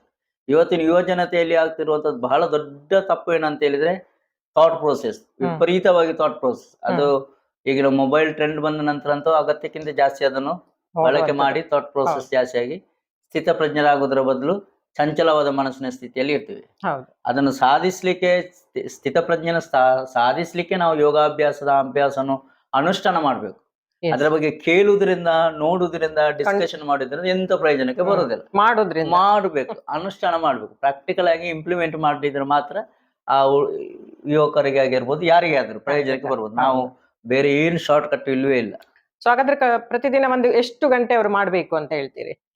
ಎರಡು ವಿಚಾರ ಇದೆ. ಒಂದು, ಚಿತ್ತವೃತ್ತಿ ನಿರೋಧ ಅನ್ನುವಂತ ಯೋಗ ಡೆಫಿನೇಷನ್ ಫುಲ್ಫಿಲ್ ಮಾಡ್ಬೇಕಾದ್ರೆ ನಮ್ಮ ಜೀವನ ಶೈಲಿಯಲ್ಲಿ ಯೋಚನೆ ಸಂಖ್ಯೆಯನ್ನು ಕಮ್ಮಿ ಮಾಡುವಂತ ಜೀವನ ಪದ್ಧತಿಯನ್ನು ಅನುಷ್ಠಾನ ಮಾಡೋದು ರೂಢಿಸ್ಕೊಳ್ಬೇಕು. ಅದು ಬೆಳಿಗ್ಗೆ ಎದ್ದೇಳೋದ್ರಿಂದ ರಾತ್ರಿ ಮಲಗೋ ತನಕ, ರಾತ್ರಿ ಮಲಗಿ ಬೆಳಿಗ್ಗೆ ಎದ್ದೇಳಿದ ನಂತರ ಅದು ರೂಢಿ ಆಗ್ತಾ ಹೋಗ್ಬೇಕು. ಉದಾಹರಣೆಗೆ ನಾವು ಸರಿಯಾದ ಸಮಯಕ್ಕೆ ನಿದ್ರೆ ಮಾಡ್ತೀವಿ ಅನ್ನುವಂಥದ್ದು ಸಹ ಒಂದು ದೊಡ್ಡ ಯೋಗಾಭ್ಯಾಸ. ಒಂದ್ ದಿವಸ 10 ಗಂಟೆಗೆ ಮಲಗ್ತೀನಿ, ಒಂದ್ ದಿವಸ 12 ಗಂಟೆಗೆ ಮಲಗ್ತೀನಿ, ಒಂದ್ ದಿವಸ 9 ಗಂಟೆ ಮಲಗ್ತೀನಿ ಅಂತ ಅಲ್ಲಿಂದಲೇ ಅವರ ಜೀವನ ವ್ಯತ್ಯಾಸ ಆಗ್ಲಿಕ್ಕೆ ಸಾಧ್ಯ ಆಗೋದು. ತಪಸ್ಸಿನ ರೀತಿಯಲ್ಲಿ ಸರಿಯಾದ ಸಮಯಕ್ಕೆ ಊಟ ಮಾಡ್ತೀನಿ, ಸರಿಯಾದ ಸಮಯಕ್ಕೆ ನಿದ್ರೆ ಮಾಡ್ತೀನಿ, ಸರಿಯಾದ ಸಮಯಕ್ಕೆ ಪ್ರಾರ್ಥನೆ ಮಾಡ್ತೀನಿ, ಸರಿಯಾದ ಸಮಯಕ್ಕೆ ನನ್ನ ಎಂಟರ್ಟೈನ್ಮೆಂಟ್, ಸರಿಯಾದ ಸಮಯಕ್ಕೆ ನನ್ನ ರೊಟೀನ್ ಕೆಲಸಗಳು ಮಾಡ್ತೀನಿ ಅಂತ ಹೇಳಿದ್ರು ಅಲ್ಲಿಂದಲೇ ಪ್ರಾರಂಭ ಆಗೋದು ನೆಮ್ಮದಿಯ ಬದುಕು. ಎರಡನೇದಾಗಿ ಪ್ರಾಯೋಗಿಕವಾಗಿ ಪ್ರಾಕ್ಟಿಕಲ್ಗೆ ಒಂದು ಸಮಯವನ್ನು ರಿಸರ್ವ್ ಮಾಡೋದ್ರಿಂದ ಅಟ್ಲೀಸ್ಟ್ ಈಗಿನ ಜನರೇಷನ್ ಅಲ್ಲಿ ಕನಿಷ್ಠ 1 ಗಂಟೆ ಅವಧಿಯನ್ನಾದ್ರೂ ಕೊಡ್ಬೇಕು. ಅದು ಆಸನ ಮಾಡೋದು, ಕ್ರಿಯೆಗಳು ಮಾಡೋದು, ಪ್ರಾಣಾಯಾಮ ಮಾಡೋದು, ಬೇರೆ ಯಾವ್ದಾದ್ರು ಮೆಡಿಟೇಷನ್ ಮಾಡೋದಕ್ಕಾದ್ರೂ 1 ಗಂಟೆ ಆದ್ರೂ ಕೊಡ್ಲೇಬೇಕು. ನಾವು ಒಂದು 20 ನಿಮಿಷದಲ್ಲಿ ನನ್ನ ವರ್ಕೌಟ್ ಸುಧಾರಿಸಿದ್ದೇನೆ ಅಂತ ಹೇಳಿದ್ರೆ ಸಾಕಾಗೋದಿಲ್ಲ. ಯಾಕಂತ ಹೇಳಿದ್ರೆ ದೇಹಕ್ಕೆ ಅಷ್ಟು ಕ್ಯಾಲರಿ ಬರ್ನ್ ಆಗ್ಲಿಕ್ಕೆ ಬೇಕಾದಂತ ಪ್ರಾಕ್ಟೀಸ್ ಬೇಕು. ದೇಹದ ಬಾಡಿ ಮೆಕ್ಯಾನಿಸಮ್ ಅನ್ನು ಸರಿಯಾದ ರೀತಿಯಲ್ಲಿ ರೀಜನ್ವಿನೇಟ್ ಮಾಡ್ಕೊಳ್ಳಿಕ್ಕೆ ಬೇಕಾದಂತ ಸಮಯ ಕೊಡು. ಸೊ ಇವತ್ತಿನ ಒಂದು ಜನಾಂಗದಲ್ಲಿ ಯೋಗದ ಬಗ್ಗೆ ಇರುವಂತ ಒಂದು ತಪ್ಪು ಕಲ್ಪನೆ ಅಂದ್ರೆ ಈ ಜಿಮ್ಮೆ ಅವರಿಗೆ ಒಂದು ಎಂಟರ್ಟೈನ್ಮೆಂಟ್ ಅಥವಾ ಒಂದು ಡ್ಯಾನ್ಸ್, ಒಂದು ಜುಂಬಾನ ಇದಕ್ಕೆ ಹೋಗ್ತಾ ಇದ್ದಾರೆ. ಹಾಗಾದ್ರೆ ಯೋಗದ ಬಗ್ಗೆ ಅವ್ರಿಗೆ ಏನಾದ್ರು ತಪ್ಪು ಕಲ್ಪನೆ ಇದೆ ಅಂತ ಹೇಳ್ತೀರಾ? ಜನರ ಆಸಕ್ತಿ ಅವರವರ ವೈಯಕ್ತಿಕ ಅನ್ನುವಂಥದ್ದು ನನ್ನ ಅಭಿಪ್ರಾಯ. ನಾವು ಯಾರನ್ನು ಇದೇ ಒಂದು ಸಬ್ಜೆಕ್ಟ್ ಎಕ್ಸ್ಪರ್ಟ್ ಅದು ಒಂದು ಮಾತ್ರ ಪ್ರಯೋಜನಕ್ಕೆ ಬರುತ್ತೆ ಅನ್ನುವಂಥದ್ದು ಹೇಳುವ ವಿಚಾರದಲ್ಲಿ ನಾನು ಸ್ವಲ್ಪ ಹಿಂದೆ ಇರುವವನು. ಯೋಗನೇ ಶ್ರೇಷ್ಠ, ಬಾಕ್ಯದೆಲ್ಲ ಅಷ್ಟು ಪ್ರಯೋಜನಕಾರಿ ಅಲ್ಲ ಅಂತ ಹೇಳುವಂತ ವಿಚಾರದಲ್ಲಿ ಇಲ್ಲ. ಆದ್ರೆ ಎಲ್ಲದಕ್ಕಿಂತ ವ್ಯತ್ಯಾಸ ಇರುವುದು ಏನಂತ ಹೇಳಿದ್ರೆ, ಜಿಮ್ ಆಗಿರ್ಬೋದು, ಬೇರೆ ಆಕ್ಟಿವಿಟೀಸ್ಗಳಾಗಿರ್ಬೋದು, ಏರೋಬಿಕ್ಸ್, ಬೇರೆ ಯಾವುದೇ ಆಕ್ಟಿವಿಟೀಸ್ಗಳಾಗಿರ್ಬೋದು, ಮೆಜಾರಿಟಿ ಪ್ರಾಕ್ಟೀಸಸ್ ದೇಹದ ಮತ್ತೆ ಒಂದಷ್ಟು ಪ್ರಮಾಣಕ್ಕೆ ಮನಸ್ಸಿಗೆ ಖುಷಿ ಕೊಡಬಹುದಾದಂತಹ ಪ್ರಾಕ್ಟೀಸ್. ಅಲ್ಲಿ ಎಲ್ಲಿಯೂ ಸಹ ಹೆಚ್ಚಾಗಿ ನಿಮಗೆ ಚಿತ್ತವೃತ್ತಿಯನ್ನು ಕಮ್ಮಿ ಮಾಡ್ಲಿಕ್ಕೆ ಅವಕಾಶಗಳು ಬಹಳ ಕಮ್ಮಿ. ಇಡೀ ಯೋಗಾಭ್ಯಾಸದ ಕಾನ್ಸೆಪ್ಟ್ ನಲ್ಲಿ ದೊಡ್ಡ ಅಸೆಟ್ ಏನಂತ ಹೇಳಿದ್ರೆ ಚಿತ್ತವೃತ್ತಿ ಕಮ್ಮಿ ಮಾಡ್ಲಿಕ್ಕೆ ಸಾಧ್ಯ. ನಾನು ಸಿಂಪಲ್ ಎಕ್ಸಾಂಪಲ್ ಕೊಡ್ತೇನೆ. ನೀವು ಒಂದು ಸಿಂಪಲ್ ಮಾಡ್ಯೂಲ್ ಅನ್ನು ಸರಳವಾಗಿ ಅಭ್ಯಾಸ ಮಾಡಬಹುದಾದಂತ ಆಯ್ದ ಯೋಗಾಸನಗಳು, ಪ್ರಾಣಾಯಾಮ ಮಾಡ್ಲಿಕ್ಕೆ ನೀವು 1 ಗಂಟೆ ರಿಸರ್ವ್ ಇಟ್ಟು ಪ್ರಾಕ್ಟೀಸ್ ಮಾಡೋದಕ್ಕೂ, ಅದೇ 1 ಗಂಟೆ ನೀವು ಫಿಟ್ನೆಸ್ಗೋಸ್ಕರ, ದೈಹಿಕ ಕ್ಷಮತೆಗೋಸ್ಕರ, ಇವನ್ ಡಯಾಬಿಟಿಸ್ ಮ್ಯಾನೇಜ್ಮೆಂಟ್ ಅಂತ ಇಟ್ಕೊಳ್ಳಿ, ಡಯಾಬಿಟಿಸ್ ಮ್ಯಾನೇಜ್ಮೆಂಟ್ಗೋಸ್ಕರ ಅಂತೇಳಿ 1 ಗಂಟೆ ಸುತ್ತ ವಾಕಿಂಗ್ ಹೋಗೋದಕ್ಕೂ ಹ್ಮ್. ಅಜಗಜಾಂತರ ವ್ಯತ್ಯಾಸ ಇದೆ. ಹ್ಮ್. ಯಾಕೆಂದ್ರೆ ವಾಕಿಂಗ್ ಹೋಗ್ತಾ ಹೋಗ್ತಾ ಒಂದಷ್ಟು ಯೋಚನೆಗಳ ಸಂಖ್ಯೆ ಜಾಸ್ತಿ ಆಗ್ತಾ ಹೋಗ್ತದೆ, ಹ್ಮ್. ಥಾಟ್ ಪ್ರೋಸೆಸ್ ಜಾಸ್ತಿ ಆಗ್ತಾ ಹೋಗ್ತದೆ, ಥಾಟ್ ಹ್ಮ್. ಪ್ರೋಸೆಸ್ ಕಮ್ಮಿ ಆಗೋದಿಲ್ಲ. ಹ್ಮ್. ಹ್ಮ್. ಅದೇ 1 ಗಂಟೆ ನೀವು ಒಂದು ಚಿಕ್ಕ ಒಂದು ಮ್ಯಾಟ್ 3 ಫೀಟ್ ಅಗಲ 6 ಫೀಟ್ ಉದ್ದ ಇರುವಂತ ಜಾಗದಲ್ಲಿ ಓಪನ್ ಮಾಡಿ ಶುರು ಮಾಡಿ ಮುಗಿಯುವತ್ತಿಗೆ ಹ್ಮ್. ಎಷ್ಟೋ ಸಾವಿರ ಯೋಚನೆಗಳ ಸಂಖ್ಯೆಯನ್ನು ಕಮ್ಮಿ ಮಾಡ್ಲಿಕ್ಕೆ ಸಾಧ್ಯ ಆಗ್ತದೆ. ಹ್ಮ್. ಹ್ಮ್.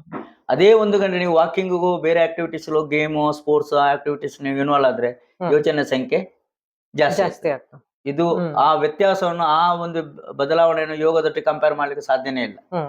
ಆಗಿರುವಾಗ ಯೋಗ ಒಂದು ಶ್ರೇಷ್ಠವಾದಂತ ಕ್ರಮ. ಮತ್ತೆ ನಾನು ಯಾವಾಗಲೂ ಉಲ್ಲೇಖ ಮಾಡ್ಲಿಕ್ಕುಂಟು, yoga is one of the traditional and scientific method to manage our health. Correct. ಅದು ಸಾಂಪ್ರದಾಯಿಕವಾದಂತ ವಿದ್ಯೆನೂ ಹೌದು.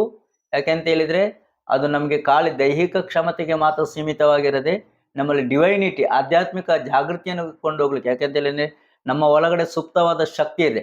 ಹೌದು. ಉದಾಹರಣೆ ನಿಮ್ಗೆ ನೀವು ಅದನ್ನು ಪ್ರಶ್ನೆ ಮಧ್ಯದಲ್ಲಿ ಕೇಳ್ತಿರಲು ಗೊತ್ತಿಲ್ಲ. ಆ ಕಳೆದ ಒಂದು 2 ವರ್ಷದ ಹಿಂದೆ ನಾನು ಒಂದು 25 ಗಂಟೆ ನಿರಂತರವಾಗಿ ಯೋಗ ಹೌದು. ಬೋಧನೆ Gold- ಮಾಡಿ ಹಾ. Golden book of world record ಅಲ್ಲಿ ಹೌದು, ಅದರ ಮುಂದೆ ನನ್ನ- ಕೇಳುವ ಅಂತಿದ್ದೆ. ಇದೆ. ನನ್ನ ಹತ್ರ ಎಲ್ಲರೂ ಕೇಳಿದ್ದುಂಟು ಅದನ್ನು, ಅದು ಹೇಗೆ ಸಾಧ್ಯ ಅಂತ ಹೇಳಿ. ಒಬ್ಬ ವ್ಯಕ್ತಿ ಕಂಟಿನ್ಯೂಸ್ ಆಗಿ 25 ಗಂಟೆ ಸ್ಪೀಚ್ ಮಾಡಬಹುದಾ, ಮಾತನಾಡಬಹುದಾ ಅಂತೇಳಿ. ಹ್ಮ್. ಖಂಡಿತವಾಗಿ ಮಾತನಾಡಬಹುದು. ಅದು ಸಾಧನೆ ರೂಪದಲ್ಲಿ ನಾವು ಅಭ್ಯಾಸ ಮಾಡಿದ ಅನುಷ್ಠಾನವೇ ಅದು ನಮಗೆ ಕೊಡುವಂತಹ ವಿಚಾರ. ಸೊ ಹೌದು, ಅದ್ರ ಬಗ್ಗೆನೇ ನಾನು ಕೇಳಲಿಕ್ಕಿದೆ. 25 ಗಂಟೆ ನಿರಂತರವಾಗಿ ನೀವು ಯೋಗವನ್ನ ಮಾಡಿಸಿದ್ರಿ. ಸೊ ಅದನ್ನ ಸಮಾಜಕ್ಕೆ ಏನನ್ನ ಹೇಳಿದ್ರಿ? ಅದನ್ನ ಸೊಸೈಟಿಗೆ ಇನ್ನ ಏನು ಮೆಸೇಜ್ ಅನ್ನ ಕೊಟ್ರಿ? 2 ಮೆಸೇಜ್ ನನ್ನದ್ರು ಇಡೀ ಈವೆಂಟಿನ ಅಜೆಂಡಾ ಇದ್ದದ್ದು, ನಮ್ದು ಉದ್ದೇಶ ಇದ್ದದ್ದು. ಓಕೆ. ಒಂದನೇದಾಗಿ ನಾವು ಕಲಿತ ವಿದ್ಯೆ ಮುಖಾಂತರ ಏನಾದ್ರೂ ಸಮಾಜಕ್ಕೆ ಕೊಡುಗೆ ಕೊಡಬಹುದಾದ್ರೆ ಅದೊಂದು ಪ್ರಯತ್ನ ಮಾಡುವ ಅಂತ ಹೇಳಿ ನಮ್ಮ ಕಲ್ಪನೆ ಇತ್ತು. ಹ್ಮ್. ಇಡೀ ಆ ಮ್ಯಾರಥಾನ್ ಯೋಗದ ಉದ್ದೇಶ ಏನಿತ್ತು ಅಂತ ಹೇಳಿದ್ರೆ, ನಾನು ಕಲಿತ ಒಂದು ಶಾಲೆ ಇತ್ತು, ಅದು ಸರ್ಕಾರಿ ಕಿರಿಯ ಪ್ರಾಥಮಿಕ ಶಾಲೆ ಮುಗ್ರು. ಹ್ಮ್. ಅದು ಬೇರೆ ಬೇರೆ ಕಾರಣಗಳು ಆಗ್ಲೇ ಹೇಳಿದೆ. ಒಂದು ನಮ್ದು ಕುಗ್ರಾಮ ಮತ್ತು ಚಿಕ್ಕ ಪುಟ್ಟ ಗ್ರಾಮ, Yes. ಜನಸಂಖ್ಯೆನೂ ಕಮ್ಮಿ ಅಂತ ವಾತಾವರಣದಲ್ಲಿ ಒಂದು ಶಾಲೆ ಕ್ರಮೇಣ ಮುಚ್ಚುತ್ತಾ ಬರ್ತಾ ಇತ್ತು. ಗೌರ್ಮೆಂಟ್ ಶಾಲೆ ಮುಚ್ಚುತ್ತಾ ನಾನು 1 ರಿಂದ 4ನೇ ಕ್ಲಾಸ್ ತನಕ ಅಲ್ಲಿ ಓದಿದ್ದು. ಹ್ಮ್. ಆ ಶಾಲೆಯ ಪರಿಸರದವರು, ಊರಿನವರು ಸುಮಾರು ಸಂದರ್ಭದಲ್ಲಿ ನನಗೆ ಬೇರೆ ಬೇರೆ ಸಾಧನೆಗೋಸ್ಕರ ಸನ್ಮಾನ ಮಾಡ್ತೀವಿ ಅಂತೇಳಿ ಅಪ್ರೋಚ್ ಆಗ್ತಾ ಇದ್ರು. ನಾನೊಂದು ಮಾತು ಹೇಳ್ತಾ ಇದ್ದೆ, ನಮ್ಮ ಊರಿನ ಶಾಲೆ ಉಳಿದ್ರೆ ಮಾತ್ರ ನಾನು ಊರಿನಲ್ಲಿ ಸನ್ಮಾನ ಸ್ವೀಕರಿಸ್ತೇನೆ, ಅಷ್ಟ ತನಕ ನಿಮ್ಮ ಯಾವ ಅಭಿನಂದನೆಗಳು ನನಗೆ ಬೇಡ. ಹಾಗಾದ್ರೆ ಅದಕ್ಕೆ ಏನು ಮಾಡ್ಬೋದು ಅನ್ನುವಂಥ ಒಂದು ಚಿಂತನೆ ಮಾಡುವಾಗ ನಾವು ಅದಕ್ಕೆ ಒಂದು ಚಿಂತನೆಯನ್ನು ಮಾಡಿದ್ವಿ. ಈ ಶಾಲೆಯನ್ನು ನಾವು ಏನಾದರೂ ಉಳಿಸ್ಲಿಕ್ಕೆ ಮಾಡೋದಿದ್ರೆ ಒಂದು ಟ್ರಸ್ಟ್ ಮಾಡಿ, ಟ್ರಸ್ಟ್ ನ ಮುಖಾಂತರ ಶಾಲೆಯನ್ನು ದತ್ತು ಸ್ವೀಕಾರ ಮಾಡಿ ನಾವು ಮುನ್ನಡೆಸಲಿಕ್ಕೆ ಏನಾದ್ರು ಪ್ರಯತ್ನ ಮಾಡೋಣ ಅಂತ ಹೇಳಿ. ಅದಕ್ಕೆ ಅವಕಾಶ ಉಂಟು, ಗೌರ್ಮೆಂಟ್ ಶಾಲೆಯನ್ನು ಉಳಿಸ್ಲಿಕ್ಕೆ ಒಂದು ಅವಕಾಶ ಉಂಟು, ಸರ್ಕಾರದಿಂದ ಅದೊಂದು ಪ್ರೊವಿಷನ್.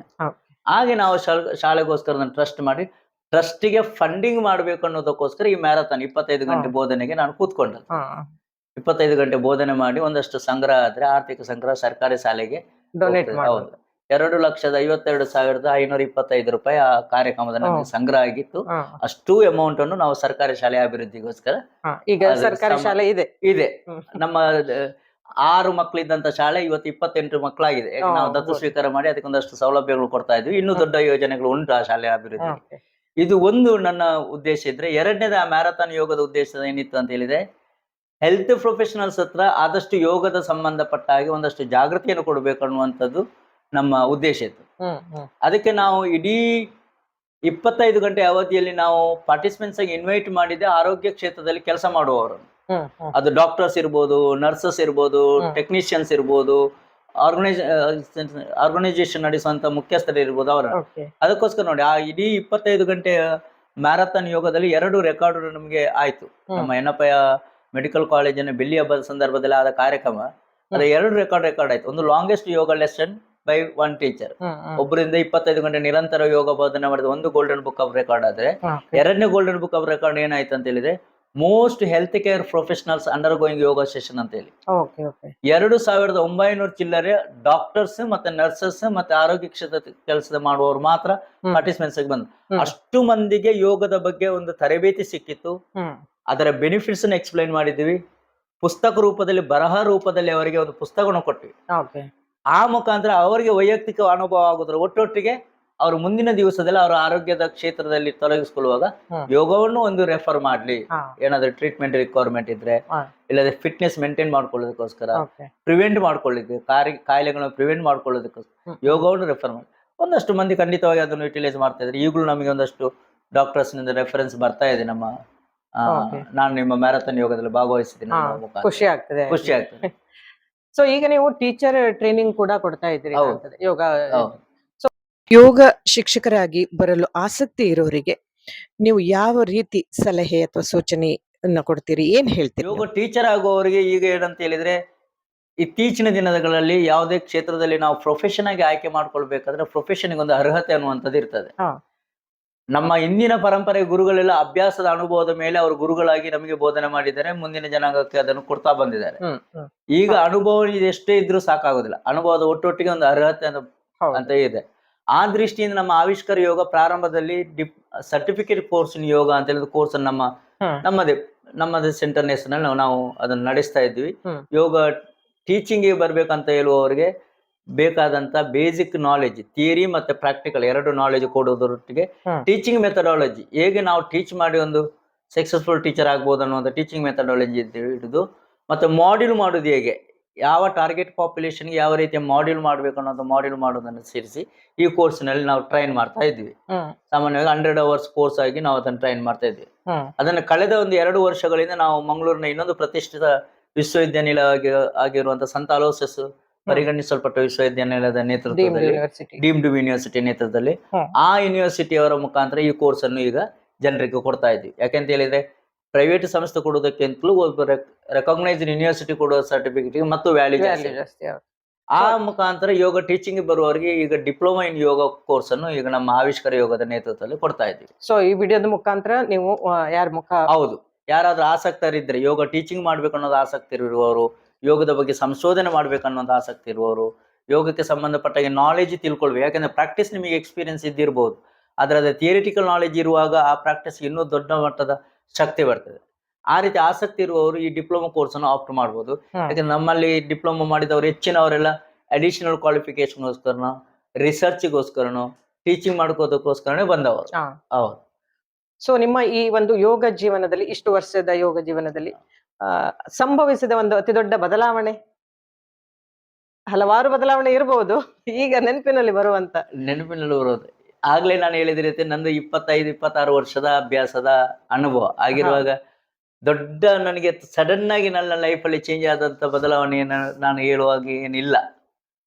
ಆದ್ರೆ ಒಂದು ನನಗೆ ಯಾವಾಗ್ಲೂ ಹೇಳೋದುಂಟು, ನಾವು ಏನಾದ್ರೂ ತಪಸ್ಸಿನ ರೀತಿಯಲ್ಲಿ ಅನುಷ್ಠಾನ ಮಾಡಿದ್ರೆ ಅದು ನಮ್ಗೆ ಎಲ್ಲವನ್ನು ಕೊಡ್ತದೆ ಅನ್ನೋದಕ್ಕೆ ನನ್ನ ಜೀವನ ಒಂದು ಎಕ್ಸಾಂಪಲ್ ಆಗಿ ತಗೊಳ್ಳಿ ಅಂತ ಹೇಳುದುಂಟು. ಸರಿ, ಅಂದ್ರೆ ಯೋಗ ಅನ್ನೋದು ಒಂದು ವ್ಯಾಯಾಮ ಅಂತೀರಾ ಅಥವಾ ಒಂದು ಜೀವನ ಶೈಲಿ ಅಂತೀರಾ? ಜೀವನ ಶೈಲಿ, ವ್ಯಾಯಾಮ ಅಲ್ವೇ ಅಲ್ಲ. ನೀವು 10 ಯೋಗಾಸನ ಮಾಡದಿದ್ರೂ ತೊಂದರೆ ಇಲ್ಲ. ನೀವು ನೈತಿಕವಾಗಿ ದಿನದ ದಿನಚರಿ ನೆಮ್ಮದಿಯಲ್ಲಿ ಬದುಕಲಿಕ್ಕೆ ಬೇಕಾದಂತ ಅಷ್ಟಾಂಗ ಯೋಗದ ವಿಷಯಗಳನ್ನು ಅನುಷ್ಠಾನ ಮಾಡಿದ್ರೂ ಸಾಕು. ಕರೆಕ್ಟ್. ಕರ್ಮಯೋಗದ ಒಂದಷ್ಟು ವಿಚಾರಗಳನ್ನು ಅನುಷ್ಠಾನ ಮಾಡಿದ್ರೂ ಸಾಕು, ಅದು ಯೋಗವೇ. ಸಮಯ ಒಂದಷ್ಟು ಭಕ್ತಿ ಯೋಗದ ರೂಪದಲ್ಲಿ ಅನುಷ್ಠಾನ ಮಾಡಿದ್ರೂ ಸಾಕು. ಆ ರೀತಿಯಲ್ಲಿ ಒಂದಷ್ಟು ಜ್ಞಾನವನ್ನು ಪಡೆಯುತ್ತಾ ಹೋಗುವುದು ಸಾಕು, ಜ್ಞಾನ ಯೋಗದ ಮುಖಾಂತರ. ಆಗಿರುವಾಗ ಆಸನಕ್ಕೆ ಸೀಮಿತವಾದ ಚಿಂತನೆಯಿಂದ ಹೊರಗೆ ಬಂದು ನೈತಿಕವಾಗಿ, ಯಾಕೆಂದ್ರೆ ಆತ್ಮಜ್ಞಾನದ ವಿದ್ಯೆಯಾಗಿಯೇ ಯೋಗವನ್ನು ಸ್ವೀಕರಿಸಿಕೊಂಡಾಗ ಮಾತ್ರ ನಮ್ಮ ನಿಜವಾದ ಯೋಗದ ಜೀವನ ಅಥವಾ ಯೋಗ ಅಭ್ಯಾಸದಲ್ಲಿ ಇದ್ದೀನಿ ಅಂತ ಹೇಳಿಕೊಳ್ಳಿಕ್ಕೆ ಸಾಧ್ಯ ಆಗುತ್ತೆ. ಖಂಡಿತ. ಅಂದ್ರೆ ಈಗ ನೀವು 2-3 ಸೆಂಟರ್ ಅನ್ನ ಮಾಡಿದಿರಿ. ಮುಂದಿನ ಒಂದು 5 ವರ್ಷದಲ್ಲಿ ನಿಮ್ಮ ಯೋಚನೆಗಳು ಏನು ಮುಂದೆ?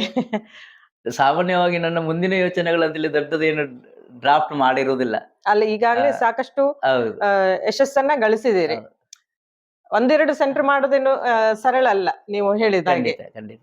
ನಮ್ಮಲ್ಲಿ 2 ವಿಷಯ ಇದೆ. ನಾನು ಮುಂದಿನ ದಿವಸಗಳಲ್ಲಿ ನಾವು ಹೆಚ್ಚು ಸೆಂಟರ್ಗಳನ್ನ ಎಸ್ಟಾಬ್ಲಿಷ್ ಮಾಡೋದಕ್ಕಿಂತಲೂ ಹೆಚ್ಚಾಗಿ ಎಜುಕೇಶನ್ ಇನ್ಸ್ಟಿಟ್ಯೂಷನ್ ಅನ್ನು ನಾವು ಅಪ್ರೋಚ್ ಮಾಡಿ, ಎಜುಕೇಶನ್ ಇನ್ಸ್ಟಿಟ್ಯೂಷನ್ ಅಲ್ಲಿ ಯೋಗವನ್ನು ಇಫೆಕ್ಟಿವ್ ಆಗಿ ಇಂಪ್ಲಿಮೆಂಟ್ ಮಾಡ್ಲಿಕ್ಕೆ ಬೇಕಾದ ರೀತಿಯಲ್ಲಿ ನಾವು ಅದನ್ನು ಕಾರ್ಯಪ್ರವೃತ್ತರಾಗಲಿಕ್ಕೆ ತಯಾರಾಗ್ತಾ ಇದ್ವಿ. ಈಗಾಗಲೇ ನಾನು 1-2-3 ಶಿಕ್ಷಣ ಸಂಸ್ಥೆಯೊಟ್ಟಿಗೆ ರೆಗ್ಯುಲರ್ ಟಚ್ ಅಲ್ಲಿ ಇದ್ದುಕೊಂಡು ಒಂದಷ್ಟು ಯೋಗದ ಆಕ್ಟಿವಿಟೀಸ್ ಗಳು ಮಾಡ್ತಾ ಇದ್ವಿ.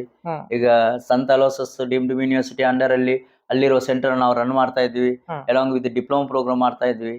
ಮತ್ತೆ ಈಗಲೇ ನಾನು AJ ಇಂಜಿನಿಯರ್ ಕಾಲೇಜಿನಲ್ಲಿ ಗೆಸ್ಟ್ ಫ್ಯಾಕಲ್ಟಿಯಾಗಿ ವಿಸಿಟ್ ಮಾಡಿ ಇಡೀ ಮಂಗಳೂರಿನಲ್ಲಿ ಇರುವಂತ ಇಂಜಿನಿಯರ್ ಕಾಲೇಜಿನಲ್ಲಿ ಯೋಗವನ್ನು ಮಲ್ಟಿ ಎಲೆಕ್ಟಿವ್ಸ್ ಆಗಿ ಇಫೆಕ್ಟಿವ್ ಇಂಪ್ಲಿಮೆಂಟ್ ಮಾಡಿದಂತ AJ institute of technology and engineer ಕಾಲೇಜಿನಲ್ಲಿ ಕಳೆದ 6 ವರ್ಷಗಳಿಂದ ಟೀಚಿಂಗ್ ಫ್ಯಾಕಲ್ಟಿಯಾಗಿ ನಾನು ಸರ್ವಿಸ್ ಮಾಡ್ತಾ ಇದ್ದೀನಿ.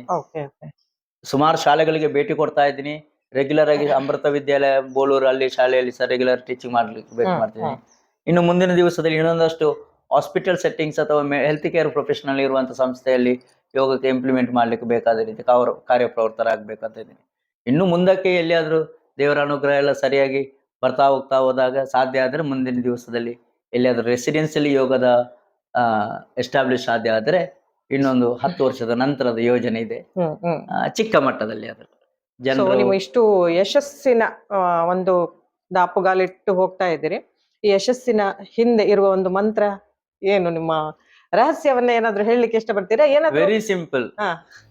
ಸಮಯವನ್ನು ಸರಿಯಾದ ರೀತಿಯಲ್ಲಿ ಸದುಪಯೋಗ ಪಡ್ಕೊಂಡು ಎಷ್ಟು ಸಾಧ್ಯನೋ ಅಷ್ಟೇ ಕೆಲಸ ಮಾಡುವುದು, ಮಾಡಿದ ಕೆಲಸವನ್ನು ಬಹಳ ಸಂತೃಪ್ತಿಯಿಂದ ಮಾಡುವಂತ. ನಾನು ನಮ್ಮ ಅಷ್ಟಾಂಗ ಯೋಗದಲ್ಲಿ ನಿಯಮದಲ್ಲಿ ಶೌಚ, ಸಂತೋಷ, ತಪಸ್, ಸ್ವಾಧ್ಯಾಯ, ಈಶ್ವರದ ಪ್ರಣಿಧಾನ ಅಂತ ಬರ್ತದೆ. ಹೌದು. ಅಲ್ಲ, ಸಂತೋಷ ಅನ್ನುವಂಥ ಶಬ್ದವನ್ನು ಬಹಳ ಗಟ್ಟಿಯಾಗಿ ನಾನು ಇಟ್ಕೊಂಡವನು. ನಾವು ಫ್ರೀ ಆಫ್ ಕಾಸ್ಟ್ ಆಗಿ ಕೆಲಸ ಮಾಡಿದ್ರು ಸಂತೋಷದಿಂದ ಕೆಲಸ ಮಾಡಬೇಕು, ಅದು ನಮಗೆ ರಿಟರ್ನ್ ಕೊಡ್ತದೆ ಅನ್ನುವಂತ ಭರವಸೆ. ಆ ದೃಷ್ಟಿಯಿಂದ ಈಗ ನಿಮ್ಮ ಹತ್ರ ಈ ಹೊತ್ತಿಗೆ ಮಾತನಾಡ್ಬೇಕಾದ್ರೆ ಬೆಳಿಗ್ಗೆ 7 ಗಂಟೆ ನಿರಂತರವಾಗಿ ಕ್ಲಾಸ್ ಮುಗಿಸ್ಕೊಂಡು ಮಧ್ಯಾಹ್ನ 1 ಗಂಟೆ ಲಂಚಿನ ಬ್ರೇಕ್ ನಲ್ಲಿ ನಂತರ ಈಗ ನಿಮ್ಮ ಹತ್ರ ಮಾತಾಡಿ ಬೆಳಿಗ್ಗೆ 5:30 ಗಂಟೆಯಿಂದ ಸೆಷನ್ ಸ್ಟಾರ್ಟ್ ಮಾಡಿ ಮಧ್ಯಾಹ್ನ 1 ಗಂಟೆ ತನಕ 7 ಗಂಟೆ ಕಂಟಿನ್ಯೂಸ್ ಇವತ್ತು ಟೀಚಿಂಗ್ ಕ್ಲಾಸಸ್. ಸೊ ನಾನು ನಿಮ್ಮ ದಿನಚರಿ ಕೇಳಲಿಕ್ಕಿದ್ದೆ, ನೀವೇ ಹೇಳ್ಬಿಟ್ರಿ ಅದನ್ನ. ನನ್ನ ಸಾಮಾನ್ಯವಾಗಿ ದಿನಚರಿ ಹೀಗೇನೆ ಇರ್ತದೆ. ನಾನು ಬೆಳಿಗ್ಗೆ 4:45 5 ಗಂಟೆ ಒಳಗಡೆ ಎದ್ದೇಳಿ ನನ್ನ ರೊಟೀನ್ ಸ್ಟಾರ್ಟ್ ಆಗೋದು. ನನ್ನ 5:30ಗೆ ನಮ್ಮ ಸೆಂಟರ್ ಪ್ರಾರಂಭ ಆಗ್ತದೆ, 5:30ಗೆ ಕ್ಲಾಸ್ ಸ್ಟಾರ್ಟ್ ಆಗ್ತದೆ. 5:30ಯಿಂದ ಕನಿಷ್ಠ 12 ಗಂಟೆ, ಒಂದೊಂದು ದಿವಸ 1 ಗಂಟೆ ತನಕ ಕಂಟಿನ್ಯೂಸ್ ಕ್ಲಾಸಸ್ ಅಲ್ಲಿ ಇರ್ತೀನಿ. ವಾರದಲ್ಲಿ 1-2 ದಿವಸ ಕೆಲವು ರೆಗ್ಯುಲರ್ ಕ್ಲಾಸಸ್ ಇಲ್ಲದೆ ಇರುವಾಗ ಬಾಕಿದ ಆಕ್ಟಿವಿಟೀಸ್. ಮಧ್ಯಾಹ್ನ ಸಾಧಾರಣವಾಗಿ ಕಾಲೇಜ್ ಕ್ಲಾಸ್ ಇದ್ರೆ 2 ಗಂಟೆಯಿಂದಲೇ ಸ್ಟಾರ್ಟ್ ಆಗ್ತದೆ. ವಾರದಲ್ಲಿ 3 ದಿವಸ 2 ಗಂಟೆಯಿಂದ 4 ಗಂಟೆ ತನಕ ಇಂಜಿನಿಯರ್ ಕಾಲೇಜಲ್ಲಿ ಇರ್ತೀನಿ. ಬಾಕಿ ಹೊತ್ತಿನಲ್ಲಿ ಆಫ್ಟರ್ 5 ನಂತರ ಪುನಃ ನಾನು ಸೆಂಟರ್ ಅಲ್ಲಿ ಇರ್ತೀನಿ.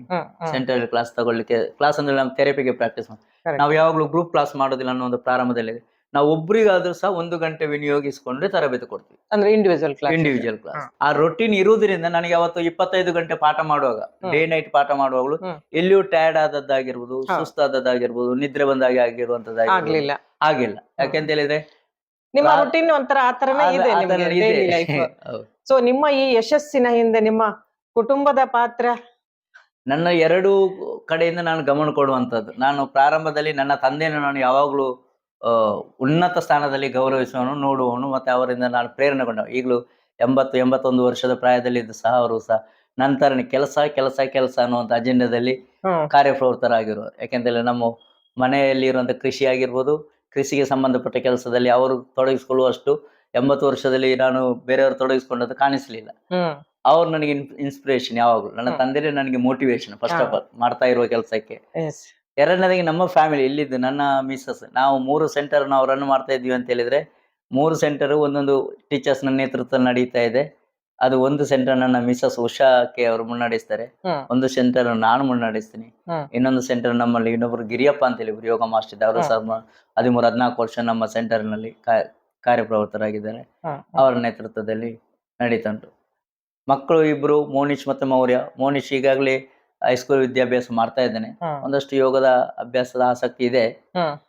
ಅವನು ಕೂಡ ಯೋಗಕ್ಕೆ ತರುವಂತ ಒಂದು ಆಸಕ್ತಿ ಇದೆಯಾ? ಅದು ಅವರ ಆಸಕ್ತಿ ಅಂತಲೇ ನಾವು ತಿಳ್ಕೊಳ್ಳುವಂತ. ಯಾಕೆಂತ ಹೇಳಿದ್ರೆ ನಾವು ನಮ್ಮ ಆಸಕ್ತಿಯನ್ನು ಅವ್ರಿಗೆ ಇಂಪ್ಲಿಮೆಂಟ್ ಮಾಡ್ಲಿಕ್ಕೆ ಬರುದಿಲ್ಲ. ಬಟ್ ಅವ್ರು ನಮ್ಗೆ ಸಪೋರ್ಟಿವ್ ಬಂದು ಆ ಕ್ಷೇತ್ರಕ್ಕೆ ಬಂದ್ರೆ ಸ್ವಲ್ಪ ನಮಗೆ ಸುಲಭ ಆಗ್ಬೋದು ಅನ್ನೋ ನಿರೀಕ್ಷೆ. ಖಂಡಿತ. ಸೊ ನಿಮ್ಮ ಈ ಜೀವನಕ್ಕೆ, ಯಶಸ್ಸಿಗೆ ಒಂದು ವಾಕ್ಯದಲ್ಲಿ ಹೇಳ್ಬೇಕು ಅಂದ್ರೆ ಖಂಡಿತ ಹೇಳಲಿಕ್ಕೆ ಆಗೋದಿಲ್ಲ, ಆದ್ರೂ ಒಂದು ವಾಕ್ಯ ಅಥವಾ ಒಂದು ಸೆಂಟೆನ್ಸ್ ಹೇಳ್ಬೇಕಂದ್ರೆ ಏನ್ ಹೇಳ್ತೀರಿ ಈ ಯಶಸ್ಸಿಗೆ? ಪಾತಂಜಲಿ ಯೋಗ ಸೂತ್ರದಲ್ಲಿ ಹೇಳಿರುವ ರೀತಿಯಲ್ಲಿ ನಾನು ಹೇಳ್ಬೇಕಾದ್ರೆ ಈ ಯಶಸ್ವಿಗೆ ಒಂದು ವಿಚಾರ ಅಂದ್ರೆ ಸತ್ ದೀರ್ಘಕಾಲ ನೈರಂತರ್ಯ ಆಸತ್ಕಾರ ಸೇವಿತ ದೃಢಭೂಮಿ. ನಾವು ಸಂಕಲ್ಪಬದ್ಧರಾಗಿ ದೀರ್ಘಕಾಲ ನಿರಂತರವಾಗಿ ನಾವು ನಮ್ಮ ಕ್ಷೇತ್ರದಲ್ಲಿ ತೊಡಗಿಸ್ಕೊಳ್ತಾ ಹೋದಾಗ ಸಹಜವಾಗಿ ನಮ್ಮ ಗುರಿಯನ್ನು ತಲುಪುವುದು ಅನ್ನೋದು ನನ್ನ ಸತತ ಪ್ರಯತ್ನ. ನಿರಂತರವಾಗಿ ಎಲ್ಲಿಯೂ ಸಹ ನಮ್ಗೆ ಹಿನ್ನಡೆ ಆಗಿದೆ, ಮುನ್ನಡೆ ಆಗಿದೆ ಆಗುವಂತ ವೇರಿಯೇಷನ್ ಅನ್ನು ಎಲ್ಲಿಯೂ ಗಮನದಲ್ಲಿ ಇಟ್ಕೊಳ್ಳದೆ ಕೀಪಿಂಗ್ ಆನ್ ಪ್ರಾಕ್ಟಿಸಿಂಗ್, ಅಭ್ಯಾಸ ಮಾಡ್ತಾ ಕಂಟಿನ್ಯೂ ಮಾಡ್ತಾ ನೀವು ಇದರಲ್ಲಿ ನೀವು PhD ಕೂಡ ಮಾಡ್ತಾ ಇದ್ದೀರಿ ಅಂತ ಕೇಳಿ, ಅದ್ರ ಬಗ್ಗೆ ಸ್ವಲ್ಪ ಯಾವ್ದ್ರಲ್ಲಿ PhD ಮಾಡ್ತಾ ಇದ್ದೀರಿ? ನನ್ನ ವಿದ್ಯಾಭ್ಯಾಸನೇ ಒಂದು ನಿಜವಾದಂತ ಪ್ರೇರಣಾದಾಯಕವಾದ ವಿದ್ಯಾಭ್ಯಾಸ. ಯಾಕೆಂದ್ರೆ ನಾನು ಆಗ್ಲೂ ಹೇಳಿದ ರೀತಿಯಲ್ಲಿ ಪ್ರಾರಂಭದಲ್ಲಿ ಪ್ರೈಮರಿ ಶಾಲೆಯನ್ನು ನಾವು ಕನ್ನಡ ಮಾಧ್ಯಮದಲ್ಲಿ 1ನೇ ಕ್ಲಾಸ್ನಿಂದ 10ನೇ ಕ್ಲಾಸ್ ತನಕ ನಮ್ಮ ಗ್ರಾಮೀಣ ಪ್ರದೇಶದಲ್ಲಿ ಪೂರೈಸಿಕೊಂಡು ಮತ್ತೆ ಉದ್ಯೋಗಕ್ಕೋಸ್ಕರ ಮಂಗಳೂರಿಗೆ ಬಂದ್ರು ಸಹ ಮಂಗಳೂರಿನಲ್ಲಿ ಈವ್ನಿಂಗ್ ಕಾಲೇಜಿನಲ್ಲಿ PUC ಇಂದ ಡಿಗ್ರಿ ತನಕ 5 ವರ್ಷ ಶಿಕ್ಷಣ ಪೂರೈಸಿಕೊಂಡು ಮತ್ತೆ 3 ವಿಷಯದಲ್ಲಿ ಸ್ನಾತಕೋತ್ತರ ಪದವಿ MSc, MSW, MPhil ಸ್ನಾತಕೋತ್ತರ ಪದವಿ ಮಾಡಬೇಕಾದ್ರೂ ಆಗ್ಲೂ ಒಂದಷ್ಟು ಪ್ರಮಾಣದಲ್ಲಿ ಸಂಪಾದನೆ ಇದ್ದುಕೊಂಡೇ ಮಾಡಿದ್ದು. MSc 1 ವರ್ಷ ಫಸ್ಟ್ ಇಯರ್ ಅಲ್ಲಿ ಮಾತ್ರ ನಾನು ಎಜುಕೇಶನ್ ಲೋನ್ ಡಿಪೆಂಡ್ ಆಗಿ ಎಜುಕೇಶನ್ ಲೋನ್ ಮುಖಾಂತರ ಇಡೀ ವರ್ಷ ನನ್ನ ಜೀವನ ಸಾಗಿಸಿ. 2ನೇ ವರ್ಷಕ್ಕಾಗುವ ಬೆಳಿಗ್ಗೆ ಮತ್ತೆ ಸಂಜೆ ಕ್ಲಾಸ್ ತಗೊಳ್ತಾ ಇದ್ದೆ. MSW ಮಾಡುವಾಗಂತೂ ಫುಲ್ ಟೈಮ್ ನಾನು ಡೇ ಟೈಮ್ ಕಾಲೇಜಿಗೆ ಹೋಗ್ತಿದ್ದೆ, morning 3 hours evening 3 hours class ತಗೊಳ್ತಾ ಇದ್ದೆ. MPhil ಏನಿವೆ ಅದೊಂದು ರಿಸರ್ಚ್ ಓರಿಯೆಂಟೆಡ್ ಸ್ಟಡಿ ನಮಗೆ ನಡೀತದೆ. ಅದೇ ರೀತಿಗೆ PhD ಅಧ್ಯಯನ ಆಗ್ತಾ ಉಂಟು. PhD ಅಧ್ಯಯನ ಒಂದು ಸ್ವಲ್ಪ ದೊಡ್ಡ ಮಟ್ಟದ ಪ್ರಾಜೆಕ್ಟ್, ಅದು ವಿಶೇಷವಾಗಿ ಶ್ವಾಸಕೋಶದ ಕಾಯಿಲೆ ಮೇಲೆ ನಮ್ಮ ರಿಸರ್ಚ್ ನಡೀತಾ ಉಂಟು. ಒಂದು ಯಶಸ್ವಿ ಆದ್ರೆ ಆ ಅಧ್ಯಯನ ನಮ್ಗೆ ನನ್ನ ವೃತ್ತಿ ಮತ್ತೆ ನನ್ನ ವಿದ್ಯಾಭ್ಯಾಸಕ್ಕೆ ಎರಡಕ್ಕೂ ಅದು ಒಂದು ಕಿರೀಟ ಇಟ್ಟಾಗಿ.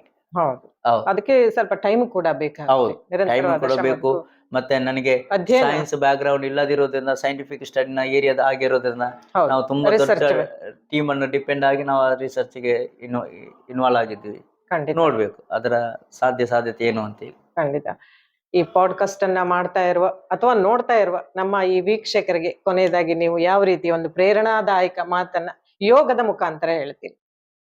ಯೋಗದ ಮುಖಾಂತರ ಹೇಳುವುದಾದ್ರೆ, ನಾನು ಪ್ರಾರಂಭದಲ್ಲಿ ಯಾವಾಗಲೂ ಉಲ್ಲೇಖ ಮಾಡುವಂಥದ್ದು, ಆರೋಗ್ಯ ಇದ್ರೆ ಮಾತ್ರ ನಮ್ಮ ಗುರಿಯನ್ನು ತಲುಪಲಿಕ್ಕೆ ಸಾಧ್ಯ ಆಗುವಂಥದ್ದು. 100%. ಆರೋಗ್ಯವನ್ನು ಕಾಪಾಡಿಕೊಳ್ಳುವುದರಲ್ಲಿ ಹಲವಾರು ಅವಕಾಶಗಳು ನಮ್ಮ ಕಣ್ಣ ಮುಂದೆ ಬರ್ಬೋದು. ಅದು ಯಾವುದೇ ಅವಕಾಶ ನಾವು ಆಯ್ಕೆ ಮಾಡಿಕೊಂಡ್ರು ಸಹ ಅದನ್ನು ದೀರ್ಘವಾಗಿ ಅಭ್ಯಾಸ ಮಾಡಿ ಅದರ ಸದುಪಯೋಗವನ್ನು ಪಡ್ಕೊಳ್ಬೇಕು ಅನ್ನುವಂಥದ್ದು ನನ್ನ ಸಲಹೆ. ಯಾಕೆಂತ ಹೇಳಿದ್ರೆ, ನಾವೆಲ್ಲರೂ ಸಾಮಾನ್ಯವಾಗಿ ಗಮನಿಸೋದು ಆರಂಭ ಸೂರರಿದ್ದಾಗಿರ್ತೀವಿ, ಹೌದು, ಪ್ರಾರಂಭ ಮಾಡ್ತೀವಿ, ಮತ್ತೆ ಅದು ಕ್ಯಾರಿ ಆನ್ ಆಗೋದಿಲ್ಲ. ಹಾಗೆ ಆಗ್ಬಾರ್ದು ಅನ್ನುವಂಥ, ಅದು ಯೋಗನೇ ಆಗಿರ್ಬೋದು, ಜಾಗಿಂಗ್ ಆಗಿರ್ಬೋದು, ಜಿಮ್ ಆಗಿರ್ಬೋದು, sports, games, swimming, aerobics, Zumba ಯಾವುದೇ ಆಗಿರ್ಬೋದು. ಹೌದು. ಬಟ್ ಯೋಗ ಅನ್ನುವಂಥ ವಿದ್ಯೆ ಹೇಗೆ ಸಹಾಯಕ್ಕೆ ಬರುತ್ತೆ ಅಂತ ಹೇಳಿದ್ರೆ, ಜೀವನದ ಕೊನೆಯ ಕ್ಷಣದ ತನಕನೂ ಸದುಪಯೋಗ ಪಡ್ಕೊಳ್ಬಹುದಾದಂತಹ ಒಂದು ವಿದ್ಯೆ. ನಾನು ಹಲವಾರು ಮಂದಿ ನೋಡಿದ್ದೀನಿ, till end of their life span their utilise this yoga knowledge and practice. ಆ ರೀತಿಯಲ್ಲಿ ಯೋಗ ಒಂದು ಜೀವನ ಪರ್ಯಂತ ಉಪಯೋಗಕ್ಕೆ ಬರುವಂತ ವಿದ್ಯೆ. ಇವತ್ತು ನೀವು ಏನಾದರೂ ಒಂದು ಪ್ರಾಣಾಯಾಮ ಕಲ್ತರು, ಕೊನೆಯ ಕ್ಷಣದಲ್ಲಿ ಇನ್ನೇನು ನನ್ನ ಪ್ರಾಣ ಹಾರಿ ಹೋಗ್ತದೆ ಅಂತ ಹೇಳುವಾಗಲೂ ಸಹ ಅದರ ಆ ಜ್ಞಾನ ಅನುಭವ ನಮಗೆ ಬರ್ತದೆ. ಆ ರೀತಿಯಲ್ಲಿ ಯೋಗವನ್ನೊಂದು ವಿಶೇಷ ಮಾನ್ಯತೆಯೊಂದಿಗೆ ಜನರು ಈಗಲೇ ಅನುಷ್ಠಾನ ಮಾಡುವಂಥದ್ದು ಬಹಳ ಒಳ್ಳೆಯ ಬೆಳವಣಿಗೆ ಅನ್ನುವಂಥದ್ದು ನನ್ನ ಸಲಹೆ. ಎಸ್, ಖಂಡಿತ. ಈಗ ನೀವು ಹಲವಾರು ಪ್ರಶಸ್ತಿಗಳನ್ನ, ಪುರಸ್ಕಾರಗಳನ್ನ ಗಳಿಸಿದ್ರೆ, ನಿಮ್ಮ ಎಲ್ಲ ವಾಲ್ ನೋಡಿದ್ರೆ ತುಂಬಿ ಹೋಗಿದೆ. ಇನ್ನು ಮತ್ತಷ್ಟು ಈ ಒಂದು ಯೋಗ ಕ್ಷೇತ್ರದಲ್ಲಿ ಸಾಧನೆ ಮಾಡಿ ನಿಮ್ಮ ಈ PhD ಅಧ್ಯಯನ ಕೂಡ ಮುಂದುವರಿದಂತೆ ನಿಮ್ಮ ಈ ಕನಸು ನನಸಾಗ್ಲಿ ಅಂತ ನಮ್ಮ ಈ ಚಾನೆಲ್ ಮುಖಾಂತರ ಹಾರೈಸ್ತಾ ಇದ್ದೀವಿ. Thank you. ಇಲ್ಲಿವರೆಗೆ ಹಲವಾರು ವಿಷಯಗಳನ್ನ ನಮ್ಮ ಜೊತೆ ಹಂಚಿಕೊಂಡ್ರಿ Shalappa sir. Thank you so much. ತುಂಬಾ ಒಳ್ಳೆಯ ಒಂದು ಸಮಯವನ್ನು ನಿಮ್ಮೊಟ್ಟಿಗೆ ಹಂಚಿಕೊಳ್ಳಿಕ್ಕೆ ನನಗೆ ಅವಕಾಶ ಆಯ್ತು. ಯಾಕೆಂತ ಹೇಳಿದ್ರೆ, ಎಷ್ಟೋ ಮಂದಿಗೆ ನಾನು ಯೋಗಾಭ್ಯಾಸವನ್ನು ಮಾಡ್ತಾ ಇರುವಂಥದ್ದು ಮಾಹಿತಿಯಿಂದ ಹಿಡಿದು ನನ್ನ ಜೀವನದ ಒಂದು ಪಯಣವನ್ನು ಜನರಿಗೆ ತಲುಪಿಸುವಂಥ ಪ್ರಯತ್ನವನ್ನು ನೀವು ಮಾಡಿದ್ದೀರಿ. ಈಗಾಗಲೇ ಹಲವಾರು ಸಂಘ ಸಂಸ್ಥೆಗಳು, ಹಲವಾರು ವ್ಯಕ್ತಿಗಳು, ಹಲವಾರು ಸಂಸ್ಥೆಗಳು ನನ್ನನ್ನು ಗುರುತಿಸಿದೆ. ಅವರಿಗೆಲ್ಲರಿಗೂ ನಿಮ್ಮ ಚಾನಲ್ನ ಮುಖಾಂತರ ಅಭಿನಂದನೆ ಸಲ್ಲಿಸ್ತಾ ಇದ್ದೀನಿ. ನಿಮ್ಮ ಕಾರ್ಯವನ್ನು ನೀವು ಸಹ ಯೋಗದಲ್ಲಿ ತೊಡಗಿಸಿಕೊಳ್ಳೋದ್ರೊಟ್ಟೊಟ್ಟಿಗೆ ಯೂಟ್ಯೂಬ್ನ ಮುಖಾಂತರ ಜ್ಞಾನವನ್ನು, ಸಾಧಕರನ್ನು ಪರಿಚಯಿಸುವ ಪ್ರಯತ್ನ ಮಾಡ್ತಾ ಇದ್ದೀರಿ. ಈ ಕೆಲಸ ಇನ್ನಷ್ಟು ಯಶಸ್ವಿಯಾಗಿ ನಡೆದು ದೊಡ್ಡ ಮಟ್ಟದ ಯೂಟ್ಯೂಬರ್ ಆಗಿ ನೀವು ಸಹ ಬೆಳೆದು ಬನ್ನಿ ಅಂತ ಹೇಳ್ತಾ, ಮತ್ತೊಮ್ಮೆ ನಿಮಗೆ ನಮ್ಮನ್ನು ಆಮಂತ್ರಿಸಿ 2 ಮಾತನಾಡಲು ಅವಕಾಶ ಮಾಡಿಕೊಟ್ಟಿಗೆ ನಿಮಗೆ ವಂದನೆಗಳು ಸಲ್ಲಿಸುತ್ತೇನೆ. Thank you. ಎಸ್, ನಿಮ್ಮ ಹಾರೈಕೆ ಅಂತೆ ಆಗ್ಲಿ ಸರ್. ಎಸ್ ಸ್ನೇಹಿತರೆ, ಕರಾವಳಿಯ ಸಾಧನೆ ಸಾಧಕರು ಅನ್ನೋ ಕಾನ್ಸೆಪ್ಟ್ ಅಲ್ಲಿ ಇವತ್ತಿನ ಯೋಗ ಸಾಧಕರು ಶ್ರೀ ಕುಶಾಲಪ್ಪ ಗೌಡ, ಆವಿಷ್ಕಾರ ಯೋಗ ಮಂಗಳೂರು ಅವರ ಪ್ರೇರಣಾದಾಯಕ ಮಾತುಗಳನ್ನ ಕೇಳಿದ್ವಿ, ನೋಡಿದ್ವಿ. ಹಾಗಾದ್ರೆ ತಡ ಯಾಕೆ, ನಿಮ್ಮ ಸಪೋರ್ಟ್ ಎಂದಿನಂತೆ ಇರ್ಲಿ ಅಂತ ಹೇಳ್ತಾ ಮುಂದಿನ ವಿಡಿಯೋದಲ್ಲಿ ಮತ್ತೊಂದು ವಿಶೇಷವಾದ ವಿಷಯದೊಂದಿಗೆ ಬರ್ತೇನೆ. ಅಲ್ಲಿವರೆಗೂ ಎಂದಿನಂತೆ ಹ್ಯಾಪಿ ಆಗಿರಿ ಅಂಡ್ ಹೆಲ್ದಿ ಆಗಿರಿ. Thank you sir. Thank you so much. Thank you.